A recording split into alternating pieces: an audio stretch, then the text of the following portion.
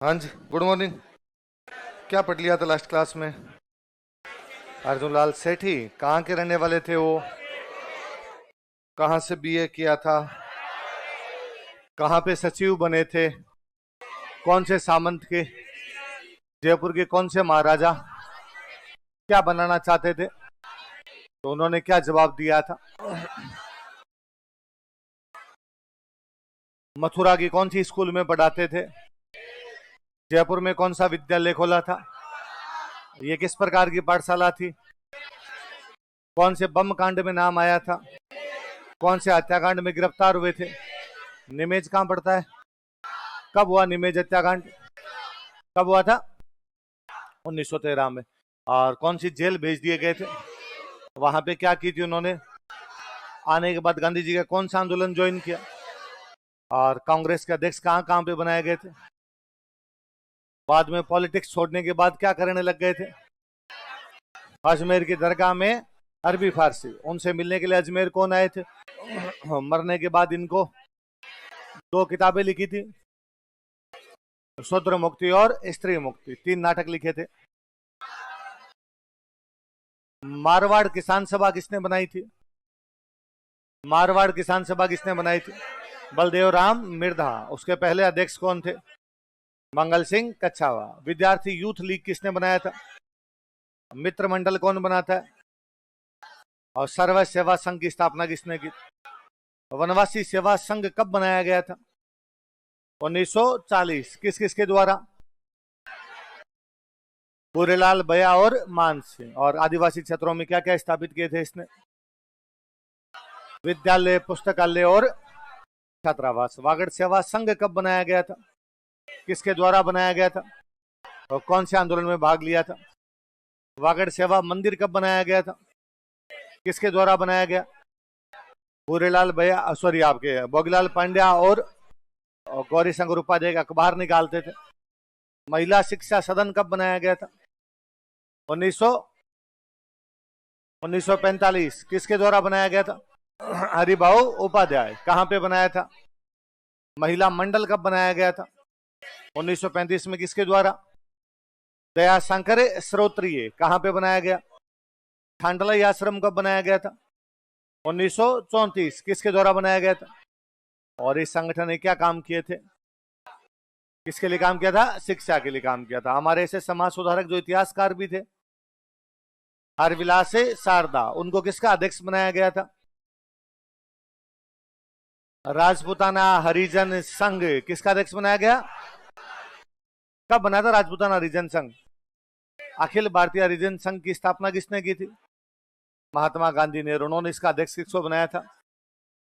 घनश्याम दास। भील सेवा मंडल कब बनाया गया था? किसके द्वारा बनाया गया था? अमृतलाल विठल दास ठक्कर। और उन्होंने भील आश्रम कहाँ स्थापित किया था? कहाँ पे स्थापित किया? ऋषभ। वीर भारत सभा कब बनाई गई थी? 1910। किसके द्वारा बनाई गई थी?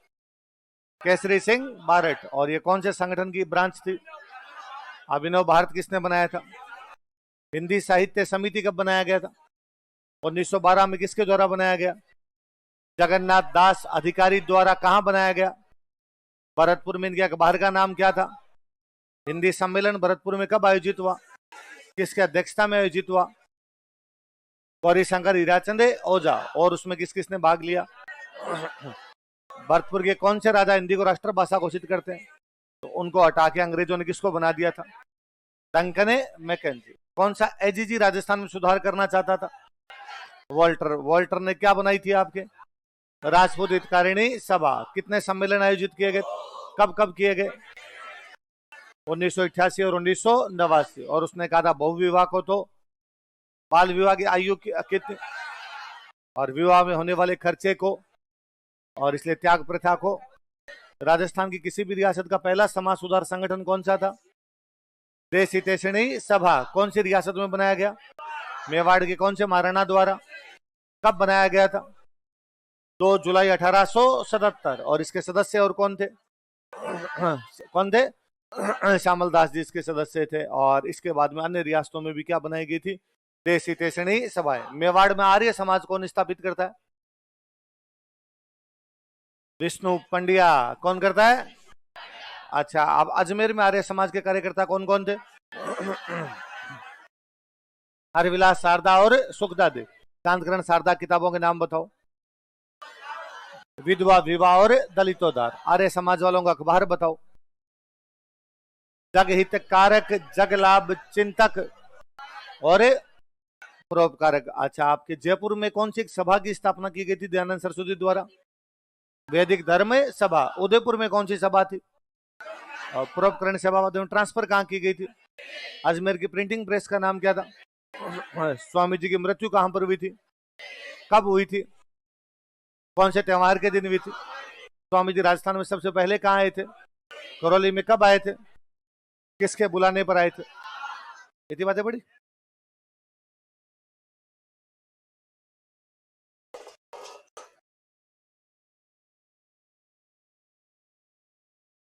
कल हमने एक नाम पढ़ा था, निमेज हत्याकांड पढ़ा था ना? अर्जुन लाल सेठी को गिरफ्तार करके कौन सी जेल में भेजा गया था? वेलू। उसमें और कौन कौन गिरफ्तार किए गए थे? लिखो, निमेज हत्याकांड के अन्य आरोपी। Other accused of Nimej murder case. Nimej हत्याकांड के अन्य आरोपी। Other accused of Nimej murder case.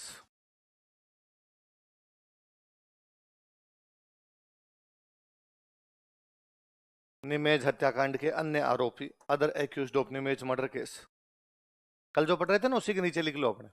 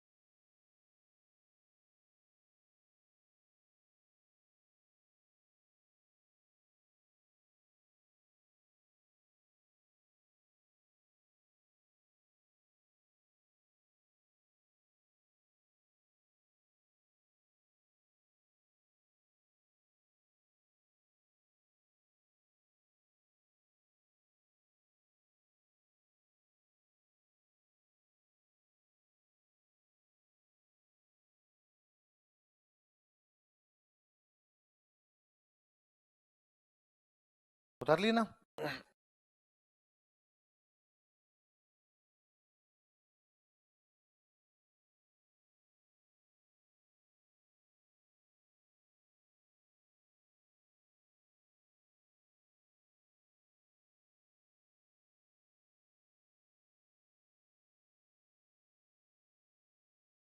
सबसे पहले नाम क्या लिखा हुआ है?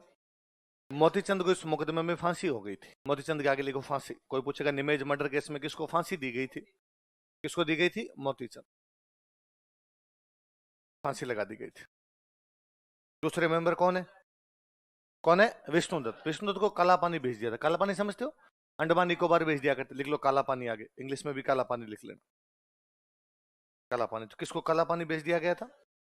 आगे वाले दो बंदों के नाम एक साथ बोलो देखे। जयचंद और जोरावर से। दोनों गिरफ्तार नहीं हुए थे, फरार हो गए थे दोनों के दोनों। लिख लो फरार। कौन इस मुकदमे में फरार चले थे? जयचंद और जोरावर। लास्ट वाले दो बंदों के नाम बोलो देखे। माणिक चंद और शिव नारायण। गिरफ्तार हुए थे लेकिन बाद में सरकारी गवाह बन गए थे। दोनों ने गवर्नमेंट का हम सारी बातें बता देंगे, हमें छोड़ दो। आगे लिख लो सरकारी गवाह, गवर्नमेंट विटनेस। दोनों के आगे लिखना, लास्ट वाले दोनों के सरकारी गवाह, गवर्नमेंट विटनेस। अब कोई पूछे कि निमेज मर्डर केस में सरकारी गवाह कौन कौन बन गए थे? माणिक चंद और शिव नारायण। कौन कौन फरार हो गए थे? किसको वेल्लूर जेल भेज दिया गया था? अर्जुन लाल सेठी। किसको काला पानी भेजा गया? किसको? विष्णुदत्त। और किसको फांसी हो गई थी? याद रहेंगे सबके नाम? अगले लिखो अब, केसरी सिंह बारट।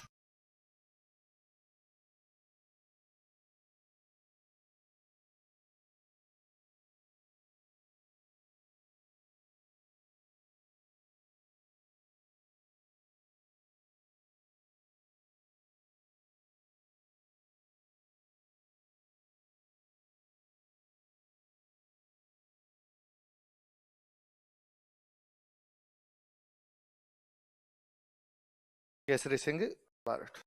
लिख लो जन्म स्थान, भीलवाड़ा में गांव पड़ता है देवखेड़ा।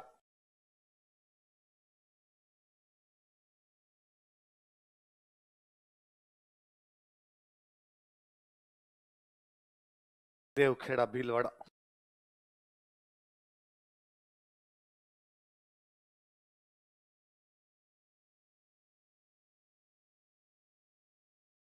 क्या नाम था गांव का? देवखेड़ा। कहां पर? भीलवाड़ा। भीलवाड़ा तब मेवाड़ रियासत का भाग था। इन्होंने थोड़े दिन मेवाड़ में काम किया था, फिर चले गए थे कोटा। कहां चले गए थे? तो कौन कौन सी दो रियासतों में काम किया था? देख लो। इन्होंने मेवाड़ तथा कोटा रियासतों में कार्य किया था। He served in Mewar and Kota state. इन्होंने मेवाड़ तथा कोटा रियासतों में कार्य किया था। He served in Mewar and Kota state. Mewar तथा कोटा रियासतों में कार्य किया था। He served in Mewar and Kota state.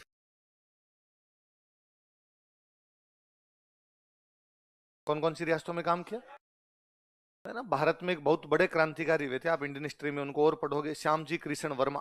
कौन हुए थे? वो कई दिन तक अपने मेवाड़ में काम कर, गुजराती थे, कई दिन मेवाड़ काम किया था, फिर कई दिन अजमेर रुक के गए थे, फिर फाइनली लंदन चले गए थे और लंदन में अंग्रेजों के खिलाफ जाके वहां संगठन बनाए थे। वो श्यामजी कृष्ण वर्मा मेवाड़ में काम करने आए थे, किसके कहने पे? किसके कहने पे? कैसे? देख लो। इनके कहने पर, ऑन हिज एडवाइस, इनके कहने पर, ऑन हिज एडवाइस, इनके कहने पर, on his advice, Shyamji Krishna Verma ने मेवाड़ रियासत में कार्य किया था। Shyamji Krishna Verma served in Mewar state. Shyamji Krishna Verma ने मेवाड़ रियासत में कार्य किया था। Shyamji Krishna Verma served in Mewar state. Shyamji Krishna Verma ने मेवाड़ रियासत में कार्य किया था। Shyamji Krishna Verma served in Mewar state. कौन सी रियासत में काम किया था? मेवाड़ में। 1903 की बात है। कब की बात है? अंग्रेजों का एक गवर्नर जनरल था, उसका नाम था लॉर्ड कर्जन। क्या नाम था? अच्छा, 57 की जब क्रांति हुई थी ना, तो 57 की क्रांति में आपने नोटिस किया होगा, ज्यादातर जो राजा महाराजा थे वो किसके साथ में थे? अंग्रेजों। तो अंग्रेजों को लगा कि हमारा राज यदि किसी की वजह से बचा तो किसकी वजह से बचा है? राजाओं की। तो अब राजाओं को बाद में अंग्रेजों ने बड़ा ही संभाल के रखा, एकदम राजाओं के साथ में कभी भी बाद में किसी प्रकार की दिक्कत आने नहीं दी। तो अंग्रेज क्या करते, टाइम टू टाइम दिल्ली में दरबार लगाते। कहां दरबार लगाते? और राजाओं को बुलाते, और राजाओं को बुला के उनको बड़े बड़े मेडल दिया करते, उपाधियां बांटते, बड़े बड़े मेडल देते। भाई राजा को बुलाया, राजा को बुला का, आप हमारे ग्रैंड कमांडर ऑफ इंडिया हो, जीसीआई का मेडल दिया जाता है। कौन सा? Grand commander of India. आपको पूरे भारत का क्या बनाया जाता है? कमांडर। आपको हमारी ब्रिटिश आर्मी के अंदर जनरल की रैंक दी जाती है। राजा को लगता है तो अंग्रेजों खुद की आर्मी में अपने को तो बड़ी बड़ी रैंक दी जा रही है, या राजा को कोई और टाइटल दे देते, तुम्हें तोपों की सलामी बढ़ाई जा रही है, तो राजा अंग्रेजों के साथ ठीक बना के रखते थे। लॉर्ड कर्जन ने 1903 में दिल्ली में दरबार लगाया। कहां पर दरबार लगाया? तो सारे राजा महाराजाओं का, लो भाई दिल्ली में दरबार है और सारे दिल्ली दरबार में भाग लेने के लिए आओ। उस समय जो मेवाड़ के महाराणा थे ना, वो थे फतेह सिंह। कौन थे? हमने पढ़ा था बिजोली आंदोलन में, बिजोली आंदोलन वाले फतेह सिंह जो थे वो मेवाड़ के क्या थे? महाराणा। वो मेवाड़ के महाराणा थे। इनको भी मैसेज आया कि भाई आप भी आओ यहाँ पे और आप भी आके दिल्ली दरबार में भाग लो। फतेह सिंह जी दिल्ली दरबार में भाग लेने के लिए जा रहे हैं। अपने जयपुर के अंदर कुछ क्रांतिकारियों की मीटिंग हुई और उन्होंने कहा भाई ये तरीका गलत है, और फतेह सिंह जी को दिल्ली दरबार में भाग लेने के लिए जाना, बाकी पूरी दुनिया जाए लेकिन फतेह सिंह जी को तो कम से कम जाना नहीं चाहिए। तो अब रोकें कैसे? राजा को रोकने का क्या तरीका हो सकता है? तो कहा भाई कवि ऐसा कोई काम कर सकता है, क्योंकि जहां ना पहुंचे रवि वहां पहुंच जाए। केसरी सिंह बारट एक अच्छे कवि थे, उनको कहा भाई आप राजा को रोको। कहते केसरी सिंह बारट ने 13 दोहे लिख के भेजे थे। कितने दोहे लिख के भेजे? और उनके अंदर यूं एकदम राजा को चेतावनी दी गई। राजा क्या दी गई? चेतावनी का मतलब धमकी नहीं, राजा को ये कि भाई तुम्हारे पूर्वज क्या थे और तुम आज क्या काम करने जा रहे हो। चेतावनी दी गई, इसलिए उन 13 दोहों को बोलते हैं चेतावनी रात चुंगटिया। क्या बोलते हैं? कितने दो लिख के भेजे? उन 13 दोहों को क्या कहा जाता है? चेतावनी रा चुंगटिया कहा जाता है। किस में भाग लेने के लिए जा रहे थे? दिल्ली दरबार में भाग लेने के लिए। कौन जा रहे थे? फतेह सिंह। दिल्ली दरबार लगाया किसने था? कब लगाया था? कितने दो लिख के भेजे? किसने? उन 13 दोहों को कहते क्या? और 13 के 13 दोहों में चेतावनी कि गण घलिया घमसान रणा सदा रयो निडर, कोई देखता फरमान हलचल किम फतमल हुए। गण घलिया घमसान, बड़े बड़े घमासान युद्ध हुए, रणा सदा रयो निडर, लेकिन मेवाड़ के महाराणा हमेशा क्या बने रहे? निडर। उन युद्धों में भी घबराए नहीं। देखता फरमान। लेकिन अब तो लड़ाई है ही नहीं, अंग्रेजों का एक लेटर आया, फरमान, फरमान मतलब आदेश, अंग्रेजों की तरफ से एक आदेश आया। हलचल किम फतमल हुआ। अरे फतेह सिंह तेरे पैरों में हलचल मच गई, तू लेटर पढ़ते डरता डरता वहां पे दिल्ली जा रहा है, जबकि तेरे पूर्वज तो कभी तलवारों से भी घबराए। तो फतेह सिंह को लगा यार बढ़ गए, जब इतने महान थे मुझे भी जाना नहीं चाहिए। तो फतेह सिंह ने दिल्ली दरबार के अंदर भागे। तो कहते हैं जब यहाँ चित्तौड़गढ़ के आसपास उनको स्टेशन के ऊपर और वो लेटर दिया गया था, तो फतेह सिंह जिनका यहीं उतर जाते हैं। तो उनके मंत्रियों ने साथ वालों का सर यहाँ नहीं उतरेंगे, दिल्ली चलेंगे। अपने यहाँ उतर गए ना, फिर अंग्रेज कहेंगे फतेह सिंह जी बीमार थे इसलिए नहीं आ पाए, अपने दिल्ली चलते हैं, दिल्ली में रुकेंगे फिर भी नहीं जाएंगे। फिर अंग्रेजों से कोई पूछेगा फतेह सिंह जी क्यों नहीं आए, तो उनके पास कोई जवाब नहीं होगा। अपने से पूछेगा, अपने कहेंगे साहब दिल्ली में तो थे हम, लेकिन फिर भी हमने दरबार के अंदर भागे। तो कहते हैं अंग्रेजों का दरबार लगा हुआ, उसमें सब पे राजा बैठे हुए, एक कुर्सी खाली पड़ी थी, उस पर लिखा था मेवाड़। ये अंग्रेजों के लिए बेइज्जती थी ना भयंकर वाली। देखो 1903 ईस्वी में, इन 1903 एडी, 1903 ईस्वी में, in 1903 AD, governor general Lord Curzon ने, governor general Lord Curzon, governor general Lord Curzon ने, governor general Lord Curzon Delhi Durbar का आयोजन किया था, ऑर्गेनाइज्ड दिल्ली कोर्ट, दिल्ली दरबार का आयोजन किया था, ऑर्गेनाइज्ड दिल्ली कोर्ट, दिल्ली दरबार का आयोजन किया था, organized Delhi court. Line change कर लिखो। मेवाड़ महाराणा फतेह सिंह इसमें भाग लेने के लिए जा रहे थे। Mewar Maharana Fateh Singh was going to join it. Mewar Maharana Fateh Singh इसमें भाग लेने के लिए जा रहे थे। Mewar Maharana Fateh Singh was going to join it. Mewar Maharana Fateh Singh इसमें भाग लेने के लिए जा रहे थे। Mewar Maharana Fateh Singh was going to join it. इसमें भाग लेने के लिए जा रहे थे, was going to join it. Line change कर लिखो। इस समय, दिस टाइम, इस समय, दिस टाइम, केसरी सिंह बारठ ने, केसरी सिंह बारठ, केसरी सिंह बारठ ने, केसरी सिंह बारठ, केसरी सिंह बारठ ने उन्हें 13 दोहे लिखकर भेजे थे, सेंट हिम 13 कपलेट्स। उन्हें 13 दोहे लिखकर भेजे थे, सेंट हिम 13 कपलेट्स। उन्हें 13 दोहे लिखकर भेजे थे, सेंट हिम 13 कपलेट्स। 13 दोहे लिखकर भेजे थे, सेंट हिम 13 कपलेट्स, जिन्हें चेतावनी चुंगटिया कहा जाता है। विचार कोल्ड चेतावनी चुंगटिया, जिन्हें चेतावनी चुंगटिया कहा जाता है। विचार कोल्ड चेतावनी चुंगटिया, जिन्हें चेतावनी चुंगटिया कहा जाता है। विचार कोल्ड चेतावनी चुंगटिया।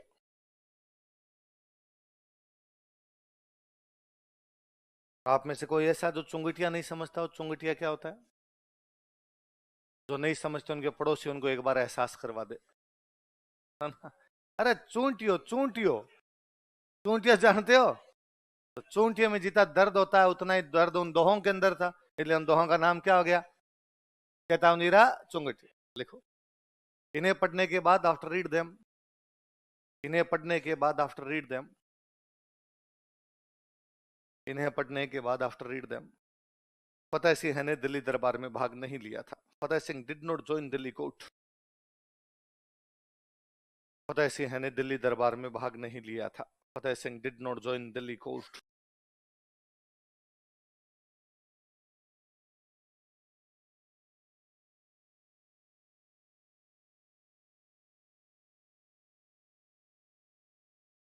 फतेह सिंह ने दिल्ली दरबार में भाग नहीं लिया था। Fateh Singh did not join Delhi court. पर बाद में यहाँ राजा के साथ में ज्यादा बनी नहीं, बाद में यहाँ से चले गए थे कोटा। कहाँ चले गए? कोटा वालों ने इनको कहा हम आपको एक डिपार्टमेंट संभालते हैं, संभलवाते हैं, ये डिपार्टमेंट संभालो। एक डिपार्टमेंट का सुपरिटेंडेंट बनाया था इनको। उस डिपार्टमेंट का नाम था एथनोग्राफी। क्या नाम था? एथनोग्राफी क्या होता है? एथनोग्राफी होती है मानव शास्त्र। क्या होता है? मनुष्य की उत्पत्ति कैसे हुई, मनुष्य रहने कैसे लगा था, जंगलों से मुख्य धारा में कैसे आया, कैसे उसने समाज का निर्माण किया, कैसे परिवार का निर्माण किया, कैसे मैरिज जो इंस्टीट्यूशन है वो डेवलप हुआ था हमारा। ये जो सब्जेक्ट होता है, इस सब्जेक्ट को क्या बोलते हैं? क्या बोलते हैं, एथनो। तो इनको कहा आप एथनोग्राफी पे रिसर्च करो, तो एक डिपार्टमेंट बना दिया एथनोग्राफी का, और उनको इसका डिपार्टमेंट का क्या बना दिया, सुपरिटेंडेंट। क्या बना दिया, तो कौन से डिपार्टमेंट का सुपरिटेंडेंट बनाया, आप जैसे पुलिस में जाओगे तो आपके डिपार्टमेंट का सुपरिटेंडेंट होगा, तो उनको बोलेंगे सुपरिटेंडेंट ऑफ पुलिस, एसपी बोलते हो आप। वैसे इनको किस डिपार्टमेंट का बना दिया, सुपरिटेंडेंट ऑफ एथनोग्राफी। कहां पे बनाया गया, कोटा में इन्हें सुपरिटेंडेंट ऑफ एथनोग्राफी बनाया गया था। He was appointed as superintendent of ethnography in Kota. Kota में इन्हें सुपरिटेंडेंट ऑफ एथनोग्राफी, एथनोग्राफी समझ गए क्या होता है, सुपरिटेंडेंट ऑफ एथनोग्राफी बनाया गया था। He was appointed as superintendent of ethnography in Kota. Kota में इन्हें सुपरिटेंडेंट ऑफ एथनोग्राफी बनाया गया था। He was appointed as superintendent of ethnography in Kota.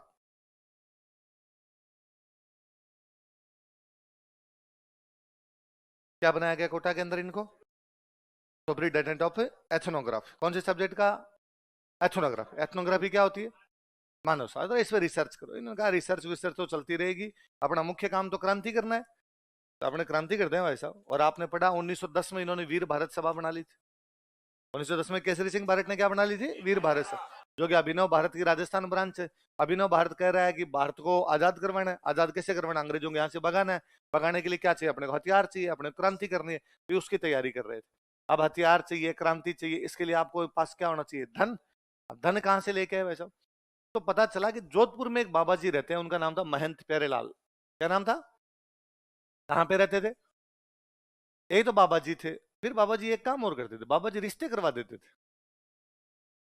इन्होंने बाबा जी के पास मैसेज भेजा कि बाबा जी हमने सुना यार आप रिश्ते करवाते हो। और बाबा जी क्या रिश्ते करवाते, तो दोनों परिवारों से थोड़ा थोड़ा कुछ ले लिया करते। इधर वाला परिवार भी कुछ बिचौलिया, बिचौला होता है अभी भी रिश्ते करवाने के लिए, तो बाबा जी बिचौले थे। तो यार दोनों परिवारों से थोड़ा थोड़ा आप ले ही लेते हो, तो अब एक काम करते हैं कि आप थोड़ा बड़ा रिश्ता करवाओ, तो थोड़ा बड़ा स्टेटस होगा आपका, बड़े लोग जानेंगे आपके। तो बाबा जी का बड़ा रिश्ता किसका, कि कोटा का राजा अपनी राजकुमारी के लिए रिश्ता देख रहा है। और यदि आप कोटा की राजकुमारी का रिश्ता जोधपुर के राजकुमार से करवा दो, तो दो राजा डायरेक्ट जानेंगे आपको। और महंत प्यारेलाल ने कहा मैं कोटा के राजा के जानता ही नहीं हूं, तो आप आओ कोटा, हम मिलवा देते हैं आप। तो रिश्ते के चक्कर में महंत प्यारेलाल कहाँ गए, 1912 की बात, कब की बात है, कहाँ चले गए महंत प्यारेलाल। महंत प्यारेलाल हमेशा अपने पास एक संदूक रखते रहे। ऐसा माना जाता है कि उनका पास जो भी धन है वो किस किस में, इसमें संदूक में। एक दिन इनके जो साथ वाले लोग थे, जिन्होंने बुला रखा था केसरी सिंह जी के साथ वाले लोग, उन्होंने बाबा जी की संदूक तोड़ने का प्रयास किया। बाबा जी ने देख लिया, बाबा जी जागे नींद में थे, बाबा जी ने हल्ला मचाया, फिर बाबा जी को मारना पड़ा। अच्छा, पता ही नहीं चलता बात का, बात हो वहा के दफन ही हो जाती है एकदम। थोड़े दिनों बाद किसी और मुकदमे में एक कोई बंदा इनके साथ वाला पकड़ा गया, और मुकदमे में, इस बात का तो पता नहीं चला बाबा जी गए कहाँ। बाबा आदमी में घूमता होगा, इधर उधर चला गया कि क्या फर्क पड़ता है। एक बंदा और पकड़ा गया, तो उसके घर पे एक पर्ची मिली। उस पर्ची पे लिखा हुआ था कि रोजाना चंबल नदी में मछलियों को आटा देना है। क्या लिखा हुआ था, रोजाना चंबल नदी में मछलियों को, कोटा के पास से चंबल निकलती है। तो पुलिस वालों ने पूछा कि अरे ये क्या है, ये पर्ची। उसने कहा मैं चंबल में आटा देता हूँ। तो आटा देता है तो इसके लिए पर्ची में लिखने की कहाँ आवश्यकता है। पुलिस वालों ने दो चार फट्टे मारे, तो उसने कहा साहब हमारे पास महंत प्यारेलाल की लाश है, डेड बॉडी है, और डेली उसके थोड़े थोड़े टुकड़े करके चंबल में फेंकने होते हैं, ताकि मछलियां खा जाए तो पता ही नहीं चले डेड बॉडी कहाँ गई। भाई मर्डर का केस तो तब बनता है जब डेड बॉडी मिले। जब तक डेड बॉडी नहीं मिलेगी तब तक तो बंदा लापता है। बॉडी तो लेके आओ, तो हम तो वो लाश पड़ी है थोड़ी थोड़ी थोड़ी थोड़ी तोड़ के फेंक के आते हैं। तो बाद में पुलिस वालों को पता चला, तो बाद में कौन कौन इस काम में थे, तो बाद में खूब सारे लोग पकड़े गए। तो उसके अंदर केसरी सिंह जी भी पकड़े गए, इनको हजारीबाग जेल भेजा गया था। कौन सी जेल, तो पूछेगा कौन से मुकदमे में गिरफ्तार हुए थे, महंत प्यारेलाल हत्याकांड। महंत प्यारेलाल हत्याकांड कहां पर हुआ था, कोटा। कब हुआ था, याद रहेगी बात। और इनको गिरफ्तार करके केसरी सिंह जी को कहां भेज दिया गया था, हजारीबाग। हजारीबाग पड़ता है झारखंड में, कहां पड़ता है, लिखो।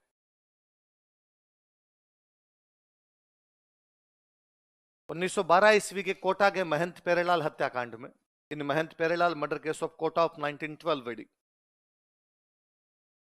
1912 ईस्वी के कोटा के महंत प्यारेलाल हत्याकांड में, in Mahant Pyarelal murder case of Kota of 1912 वेडी। 1912 ईस्वी के कोटा के महंत प्यारेलाल हत्याकांड में, in Mahant Pyarelal murder case of Kota of 1912 वेडी।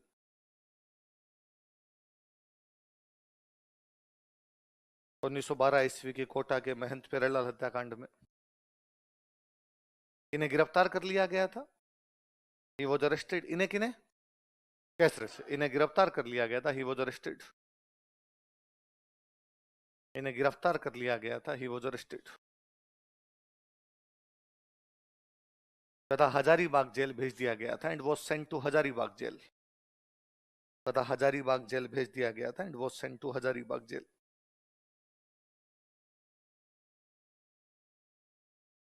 तथा हजारीबाग जेल भेज दिया गया था। And was sent to Hazaribagh jail. कहां भेज दिया गया था? अच्छा, हजारीबाग कहां पड़ता है? झारखंड। वेल्लूर पड़ता है मद्रास, हजारीबाग पड़ता है झारखंड। हजारीबाग जेल भेज दिया गया था। And was sent to Hazaribagh jail. वो 6-7 साल बाद 1919 के आसपास बाहर आ गए वहां से। बाहर आए तब देश में एक ही बंदा छाया हुआ है, गांधी जी। गांधी जी का आश्रम हुआ करता वर्धा। कहां पर था? तो ये भी बाद में कहां चले जाते हैं। इसलिए आप देखो, राजस्थान सेवा संघ बना 1919 में वर्धा में, और उसमें केसरी सिंह बारेट है। पढ़ाया था मैंने आपको। देखो, कालांतर में लेटर ऑन, कालांतर में लेटर ऑन गांधी जी के पास वर्धा चले गए थे। He moved to Wardha. He moved to Gandhi ji at Wardha. Gandhi ji के पास वर्धा चले गए थे। He moved to Gandhi ji at Wardha. Wardha कहां पड़ता है? महाराष्ट्र। गांधी जी के पास वर्धा चले गए थे। He moved to Gandhi ji at Wardha. Gandhi ji के पास वर्धा चले गए थे। He moved to Gandhi ji at Wardha. थोड़े साल तो वहां रहे, फिर समझ में आ गया कि यार गांधी जी वाले तरीकों से भी देश को आजादी मिलनी। गांधी जी कहा कि अब तुम्हारे हवाले।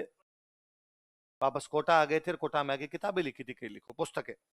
कौन कौन सी किताबें लिखी?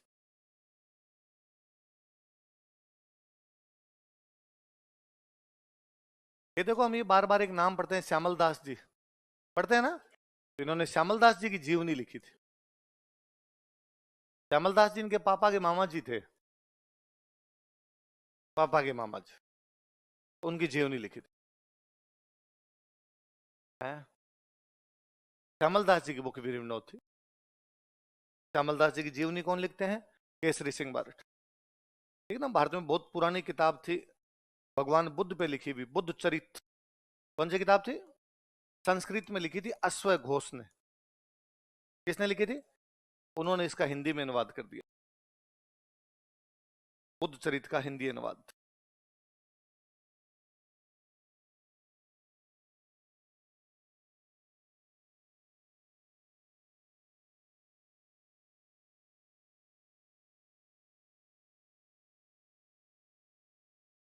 बुद्ध चरित्र ओरिजिनली तो किसने लिखी थी, बताओ देखिए।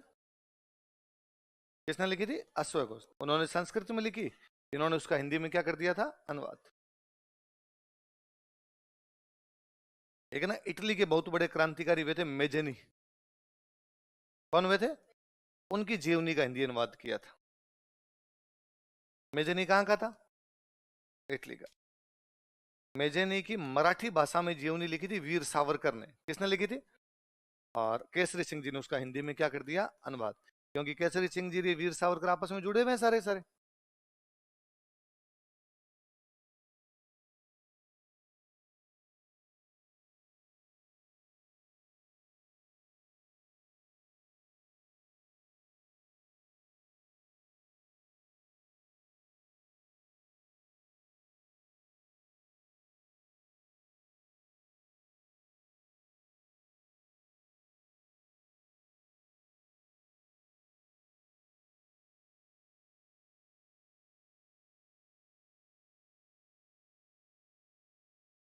बताओ क्या क्या है, बताओ देखिए। श्यामलदास जी की जीवनी, बुद्ध चरित्र का हिंदी अनुवाद, और मेजनी की जीवनी का, है ना? मेजनी कहाँ का था? मेजनी की जीवनी मराठी भाषा में लिखी थी वीर सावरकर ने, और उसका हिंदी में अनुवाद किसने कर दिया था? केसरी सिंह। बुद्ध चरित्र संस्कृत में लिखी थी अश्व घोष ने, हिंदी में अनुवाद कर दिया था केसरी सिंह जी ने। और मेवाड़ के एक मंत्री थे श्यामलदास जी, जो इनके रिश्तेदार लगते थे, तो उनकी क्या लिख दी थी? जीवन। एजुकेशन पे इन्होंने और खूब सारी बातें की थी। इनके शिक्षा के बारे में क्या विचार थे, लिखो। केसरी सिंह बारट के शिक्षा संबंधी विचार। Education related thoughts of Kesari Singh बारट।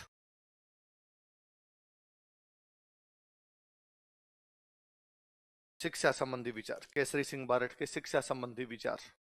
Education related thoughts of Kesari Singh Barhat.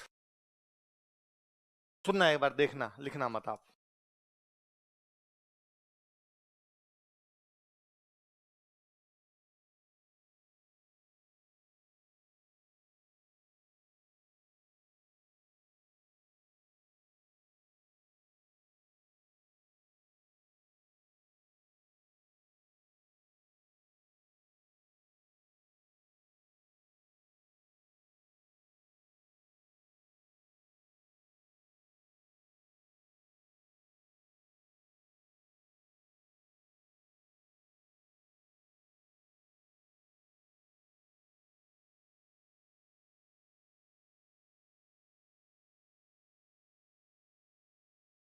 सुनना देखो, अंग्रेजों का जब देश में राज था तो देश की भाषा कौन सी थी? अंग्रेज, इंग्लिश। राजा महाराजाओं के बच्चों के लिए अंग्रेजों का कॉलेज कौन सा था? मेयो। और राजा महाराजा जब मेयो में पढ़ लेंगे तो हायर एजुकेशन के लिए कहाँ जाएंगे? यही था। कौन सी भाषा में पढ़ो? इंग्लिश। कौन सी कॉलेज में पढ़ो? मेयो। हायर एजुकेशन के लिए तीनों तीनों का विरोध किया। इनका राजा महाराजाओं को अपने बच्चों को इंग्लिश के अंदर पढ़ाना नहीं चाहिए। इंग्लिश में पढ़ाओगे तो एक पश्चिमी संस्कृति वेस्टर्नाइजेशन होगा हमारा। इसकी अपेक्षा उनको कौन सी भाषा में पढ़ाओ? हमारे देश की भाषा हिंदी है, तो राजा महाराजाओं के बच्चे किस में पढ़ेंगे? हिंदी। तो इनका मेयो कॉलेज में भेजो ही मत। तो राजा ने कहा भाई मेयो कॉलेज में नहीं भेजे तो कहाँ भेजे? अपनी खुद की खोल लो यार, और तुम्हारी खुद की कॉलेज कौन सी बना लो।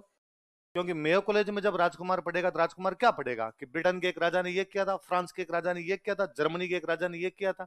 जबकि अपने कॉलेज में पढ़ेगा तो जानेगा बापा रावल ने क्या किया, पृथ्वीराज चौहान ने क्या किया, महाराणा प्रताप कौन थे। जब अपने पूर्वजों के बारे में, अपने कल्चर के बारे में जानेगा तो जनता के लिए अच्छा काम करेगा।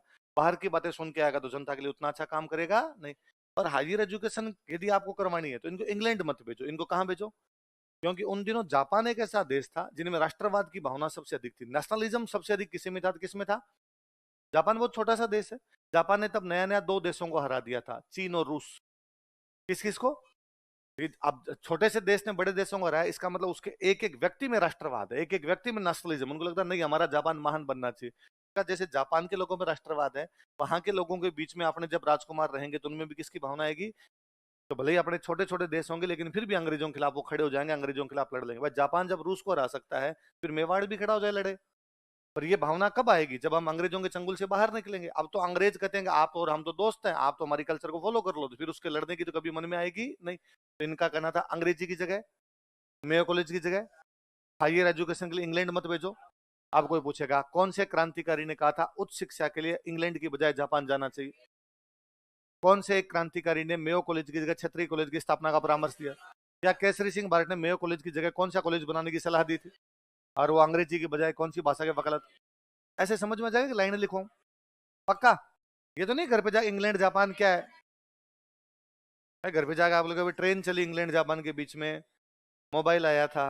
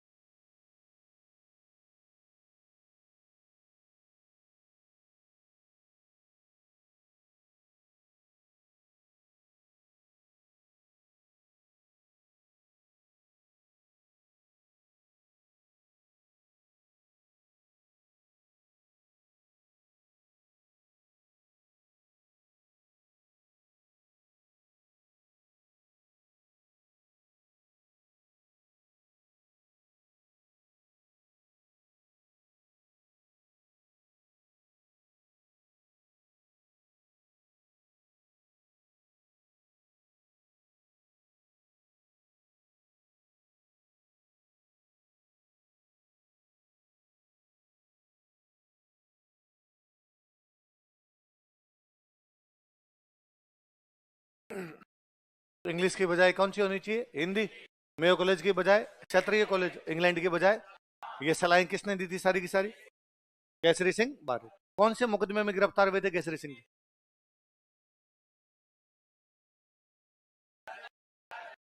महंत पेरेलाल हत्याकांड। किसमें गिरफ्तार हुए? इसमें और कौन कौन गिरफ्तार हुए नीचे लिखो। महंत पेरेलाल हत्याकांड के अन्य आरोपी, other accused of Mahant Pyarelal murder case. Mahant Pyarelal हत्याकांड के अन्य आरोपी, other accused of Mahant Pyarelal murder case.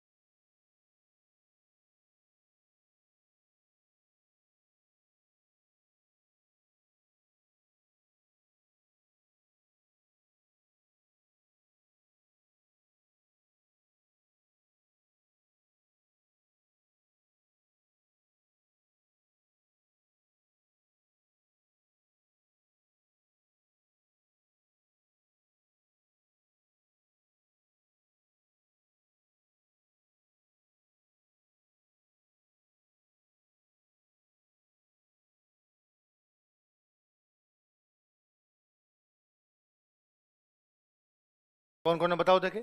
Ramkaran, Somdatt, लहरी, हीरालाल जालोरी और ये जो लास्ट है लक्ष्मीलाल भटनागर, ये सरकारी गवाह हो गया था। इसके अंदर लिखो लक्ष्मीलाल भटनागर के आगे लिख लो सरकारी गवाह, गवर्नमेंट विटनेस,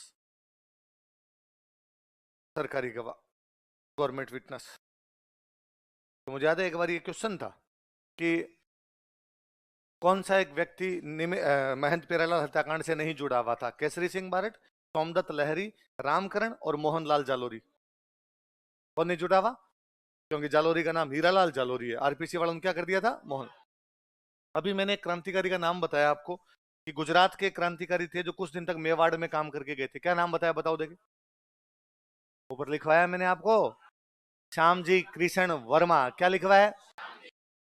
वो श्यामजी कृष्ण वर्मा में अभी बोला था कि वो मेवाड़ में भी काम करते हैं, बाद में काम करते हैं अजमेर। कहाँ काम करते हैं? तो अजमेर नगर पालिका के पहले अध्यक्ष थे। अजमेर नगर पालिका के कौन? नीचे अलग से एक लाइन में लिखे, बॉक्स को बंद कर लो, नीचे अलग से लिखना है, श्यामजी कृष्ण वर्मा अजमेर नगर पालिका के प्रथम अध्यक्ष थे। Shyamji Krishna Varma was first chairman of Ajmer municipality. Shyamji Krishna Varma Ajmer नगर पालिका के प्रथम अध्यक्ष थे। Shyamji Krishna Varma was first chairman of Ajmer municipality. अलग से लिख लेती, या फिर मेरे को कल आगे तुम ही पूछ लोगे मेरे से अजमेर में थे कि मेवाड़ में थे, फिर कहोगे समझाते नहीं सर। अजमेर नगर पालिका के प्रथम अध्यक्ष थे, first chairman of Ajmer municipality. अलग से बॉक्स बंद कर लेना इसको। कौन थे अजमेर नगर पालिका के पहले अध्यक्ष? श्यामजी कृष्ण वर्मा। अगले लिखोगे, लिखो जोरावर सिंह बारट।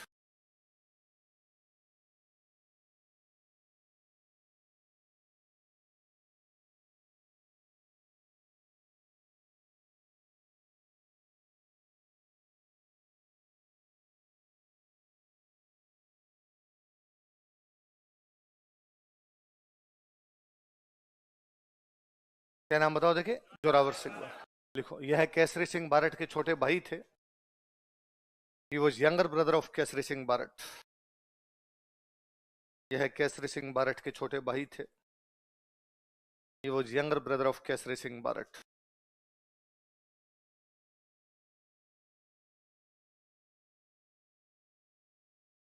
यह केसरी सिंह बारट के छोटे भाई थे। He was younger brother of Kesari Singh Barhat. ये वर्धमान विद्यालय से जुड़े हुए थे। वर्धमान विद्यालय वालों के नाम दो मुकदमे में आए थे, एक तो दिल्ली बम कांड और एक आपका निमेज मर्डर केस। दिल्ली वाला बम जोरावर सिंह का फेंका हुआ है।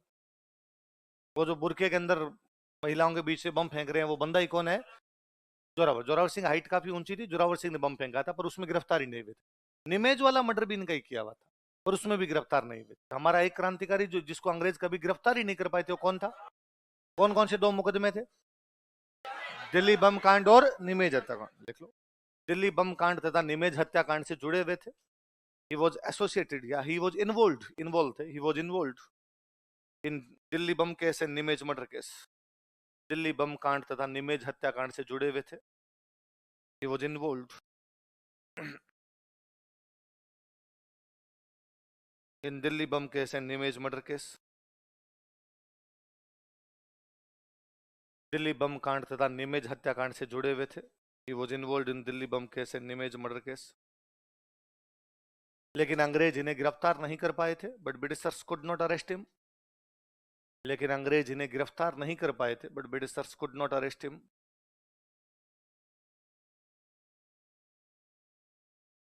लेकिन अंग्रेज इन्हें गिरफ्तार नहीं कर पाए थे, but Britishers could not arrest him.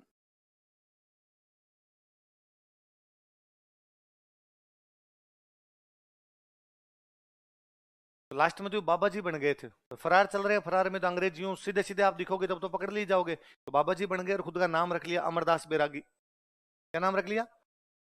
तो एक बार तो अंग्रेजों ने पकड़ भी लिया था, मैं तो बाबा जी हूं। लोगों ने और कहा कि हाँ ये तो अमरदास जी है। लिख लो, अपना अंतिम समय अमरदास बैरागी के रूप में बिताया था। He spent his last time as Amar Das बैरागी। अपना अंतिम समय अमरदास बैरागी के रूप में बिताया था। He spent his last time with Amar Das बैरागी. इन्होंने अपना अंतिम समय अमरदास बैरागी के रूप में बिताया था. He spent his last time with Amar Das बैरागी.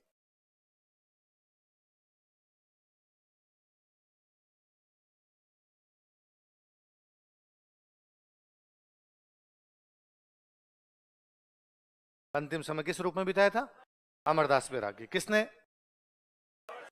जोरावर सिंह बारट ने. किस रूप में बिताया? अमरदास. कहते मध्य प्रदेश में इस मालवा वाले इलाके में खूब लंबे टाइम रहे थे. भाई कोटा रहता था इनका परिवार. कोटा के मालवा एकदम टच करता, उधर मालवा रहे थे. तो उधर मध्य प्रदेश साइड में एक रियासत थी, उसका नाम था सीतामऊ. क्या नाम था? सीतामऊ के राजा थे, उनका नाम था राम सिंह. क्या नाम था? उनके दोस्त. तो उन्होंने कहा इधर घूमते रहो, कोई नहीं छेड़ रहा, आपने बेस चेंज कर लो, साधु वाला बना लो और आराम से घुमा फिरा करो. अंग्रेजों को पता चल गया इस बात का कि जोरावर सिंह कौन सी रियासत में घूम रहे हैं? सीतामऊ. सीतामऊ के राजा को मैसेज किया अंग्रेजों ने कि भाई तेरी हमारे साथ संधि है. भाई राजाओं की अंग्रेजों के साथ संधि थी. संधि का मतलब क्या? आपका दोस्त मेरा दोस्त, आपका दुश्मन मेरा दुश्मन. अब जोरावर सिंह यदि हमारा दुश्मन है तो तेरा भी दुश्मन है. तो यदि वो तेरी रियासत में घूम रहा है तो पकड़ के दे. अब जोरावर सिंह वो राम सिंह ऐसे तो अंग्रेजों कैसे कहे कि ना दुश्मन तुम्हारा, मेरा तो दोस्त है. तो राम सिंह का ठीक है साहब, मैं पता लगाता हूँ, पकड़ के भेजते हैं आपके पास. फिर राम सिंह ने जोरावर सिंह के पास मैसेज किया कि यार अंग्रेजों को पता चल गया कि तुम इधर हो और तुम यहाँ से निकलो, यहाँ पार पड़ेगी नहीं. तो जोरावर सिंह एक लेटर लिख के भेजते हैं, उसमें एक दोहा लिख के भेजते हैं कि सर सुखे पंछी उड़े. बोलो देखे. सर मतलब तालाब. सर मतलब क्या होता है? तालाब को हिंदी में बोलते हैं सरोवर, है ना. सर सूखे मतलब सरोवर जब सूख जाता है. पंछी उड़े तो पक्षी. वह सरोवर में पक्षी क्यों आते हैं? पानी के लिए. पर यदि सरोवर सूख जाएगा तो पक्षी वहां पर आएंगे नहीं. सर सूखे पंछी उड़े दूजे सर ठहराए. बोलो. दूजे सर ठहराए मतलब दूसरे सरोवर पे जाके रुक जाते हैं. इस सरोवर में पानी खत्म होगा तो यहाँ से उड़ जाएंगे, दूसरी जगह जाके बैठ जाए. मच्छ कच्छ बिना पच्छ के. बोलो. मच्छ कच्छ बिना पच्छ के. मच्छ मतलब मछलियां, कच्छ मतलब कछुए, पच्छ मतलब पंखों के. मछलियों और कछुओं के पंखे कहो राम कित जाए. बोलो. ये राम सिंह, मछलियों और कछुओं के पंख नहीं होते, इसलिए तालाब सूखने पर वो कहीं भी जा, वो तो मरेंगे वहीं. तुम हमारा तालाब तू है, हम मछलियां और कछुए हैं. तू सूख गया तो और कहीं जाएंगे नहीं. राम सिंह ने क्या क्या कहा था? और कहीं चले जाओ, मेरे यहाँ पार नहीं पड़ेगी. तो फिर और कहीं नहीं जाएंगे, फिर मरेंगे. फिर राम सिंह ने कहा तो तेरो अपने तो कहीं जाने की आवश्यकता, ये तालाब जल्दी से सूखने वाला. फिर फाइनली अंग्रेज ढूंढ ढूंढ के मर गए थे, मिले नहीं थे. ये नहीं मिले तो फाइनली अंग्रेजों ने इनके दो मुकदमे थे, दोनों पे एफआईआर लगा दी. क्या लगा दी? आप पुलिस में जाओगे समझोगे. एफआईआर फाइनल रिपोर्ट सबमिट कर दी जाती है. इस मुकदमे में जितनी छानबीन करनी थी कर ली गई है. अब इस मुकदमे में क्या किया जाता है? क्लोजर रिपोर्ट लगा दी गई, उसकी एफआईआर लगा दी गई. जिस दिन एफआईआर लगाई गई कि अब जोरावर सिंह पर कोई भी मुकदमा, उसके अगले दिन डेथ हुई थी. जोरावर सिंह वेट ही कर रहे थे कि धरती से जाएंगे तब अपने ऊपर कोई भी मुकदमा लेकर एकदम बाइज्जत बरी. भाई साहब किसी प्रकार का कोई मुकदमा अगले लिखो प्रताप सिंह बारट.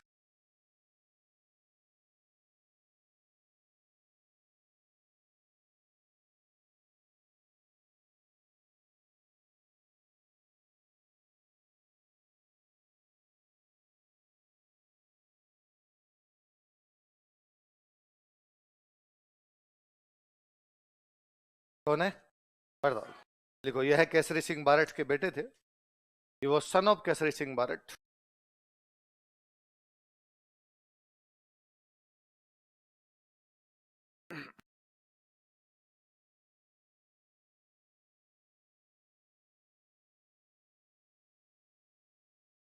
यह केसरी सिंह बारट के बेटे थे.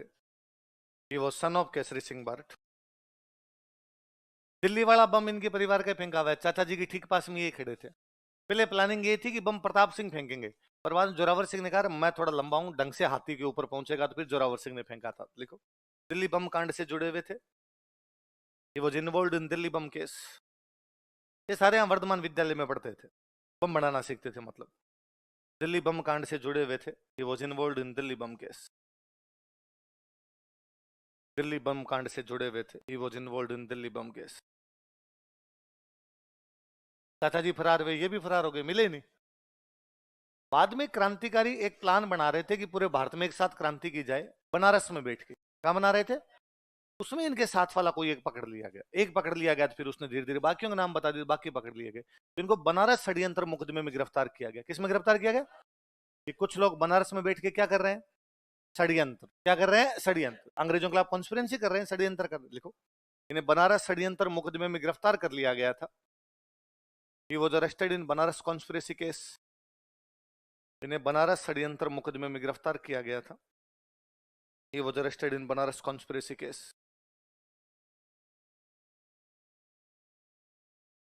इन्हें बनारस षड्यंत्र मुकदमे में गिरफ्तार किया गया था। अल्लाह रहम करे तेरे पे। तूने सच में 12th पास की है?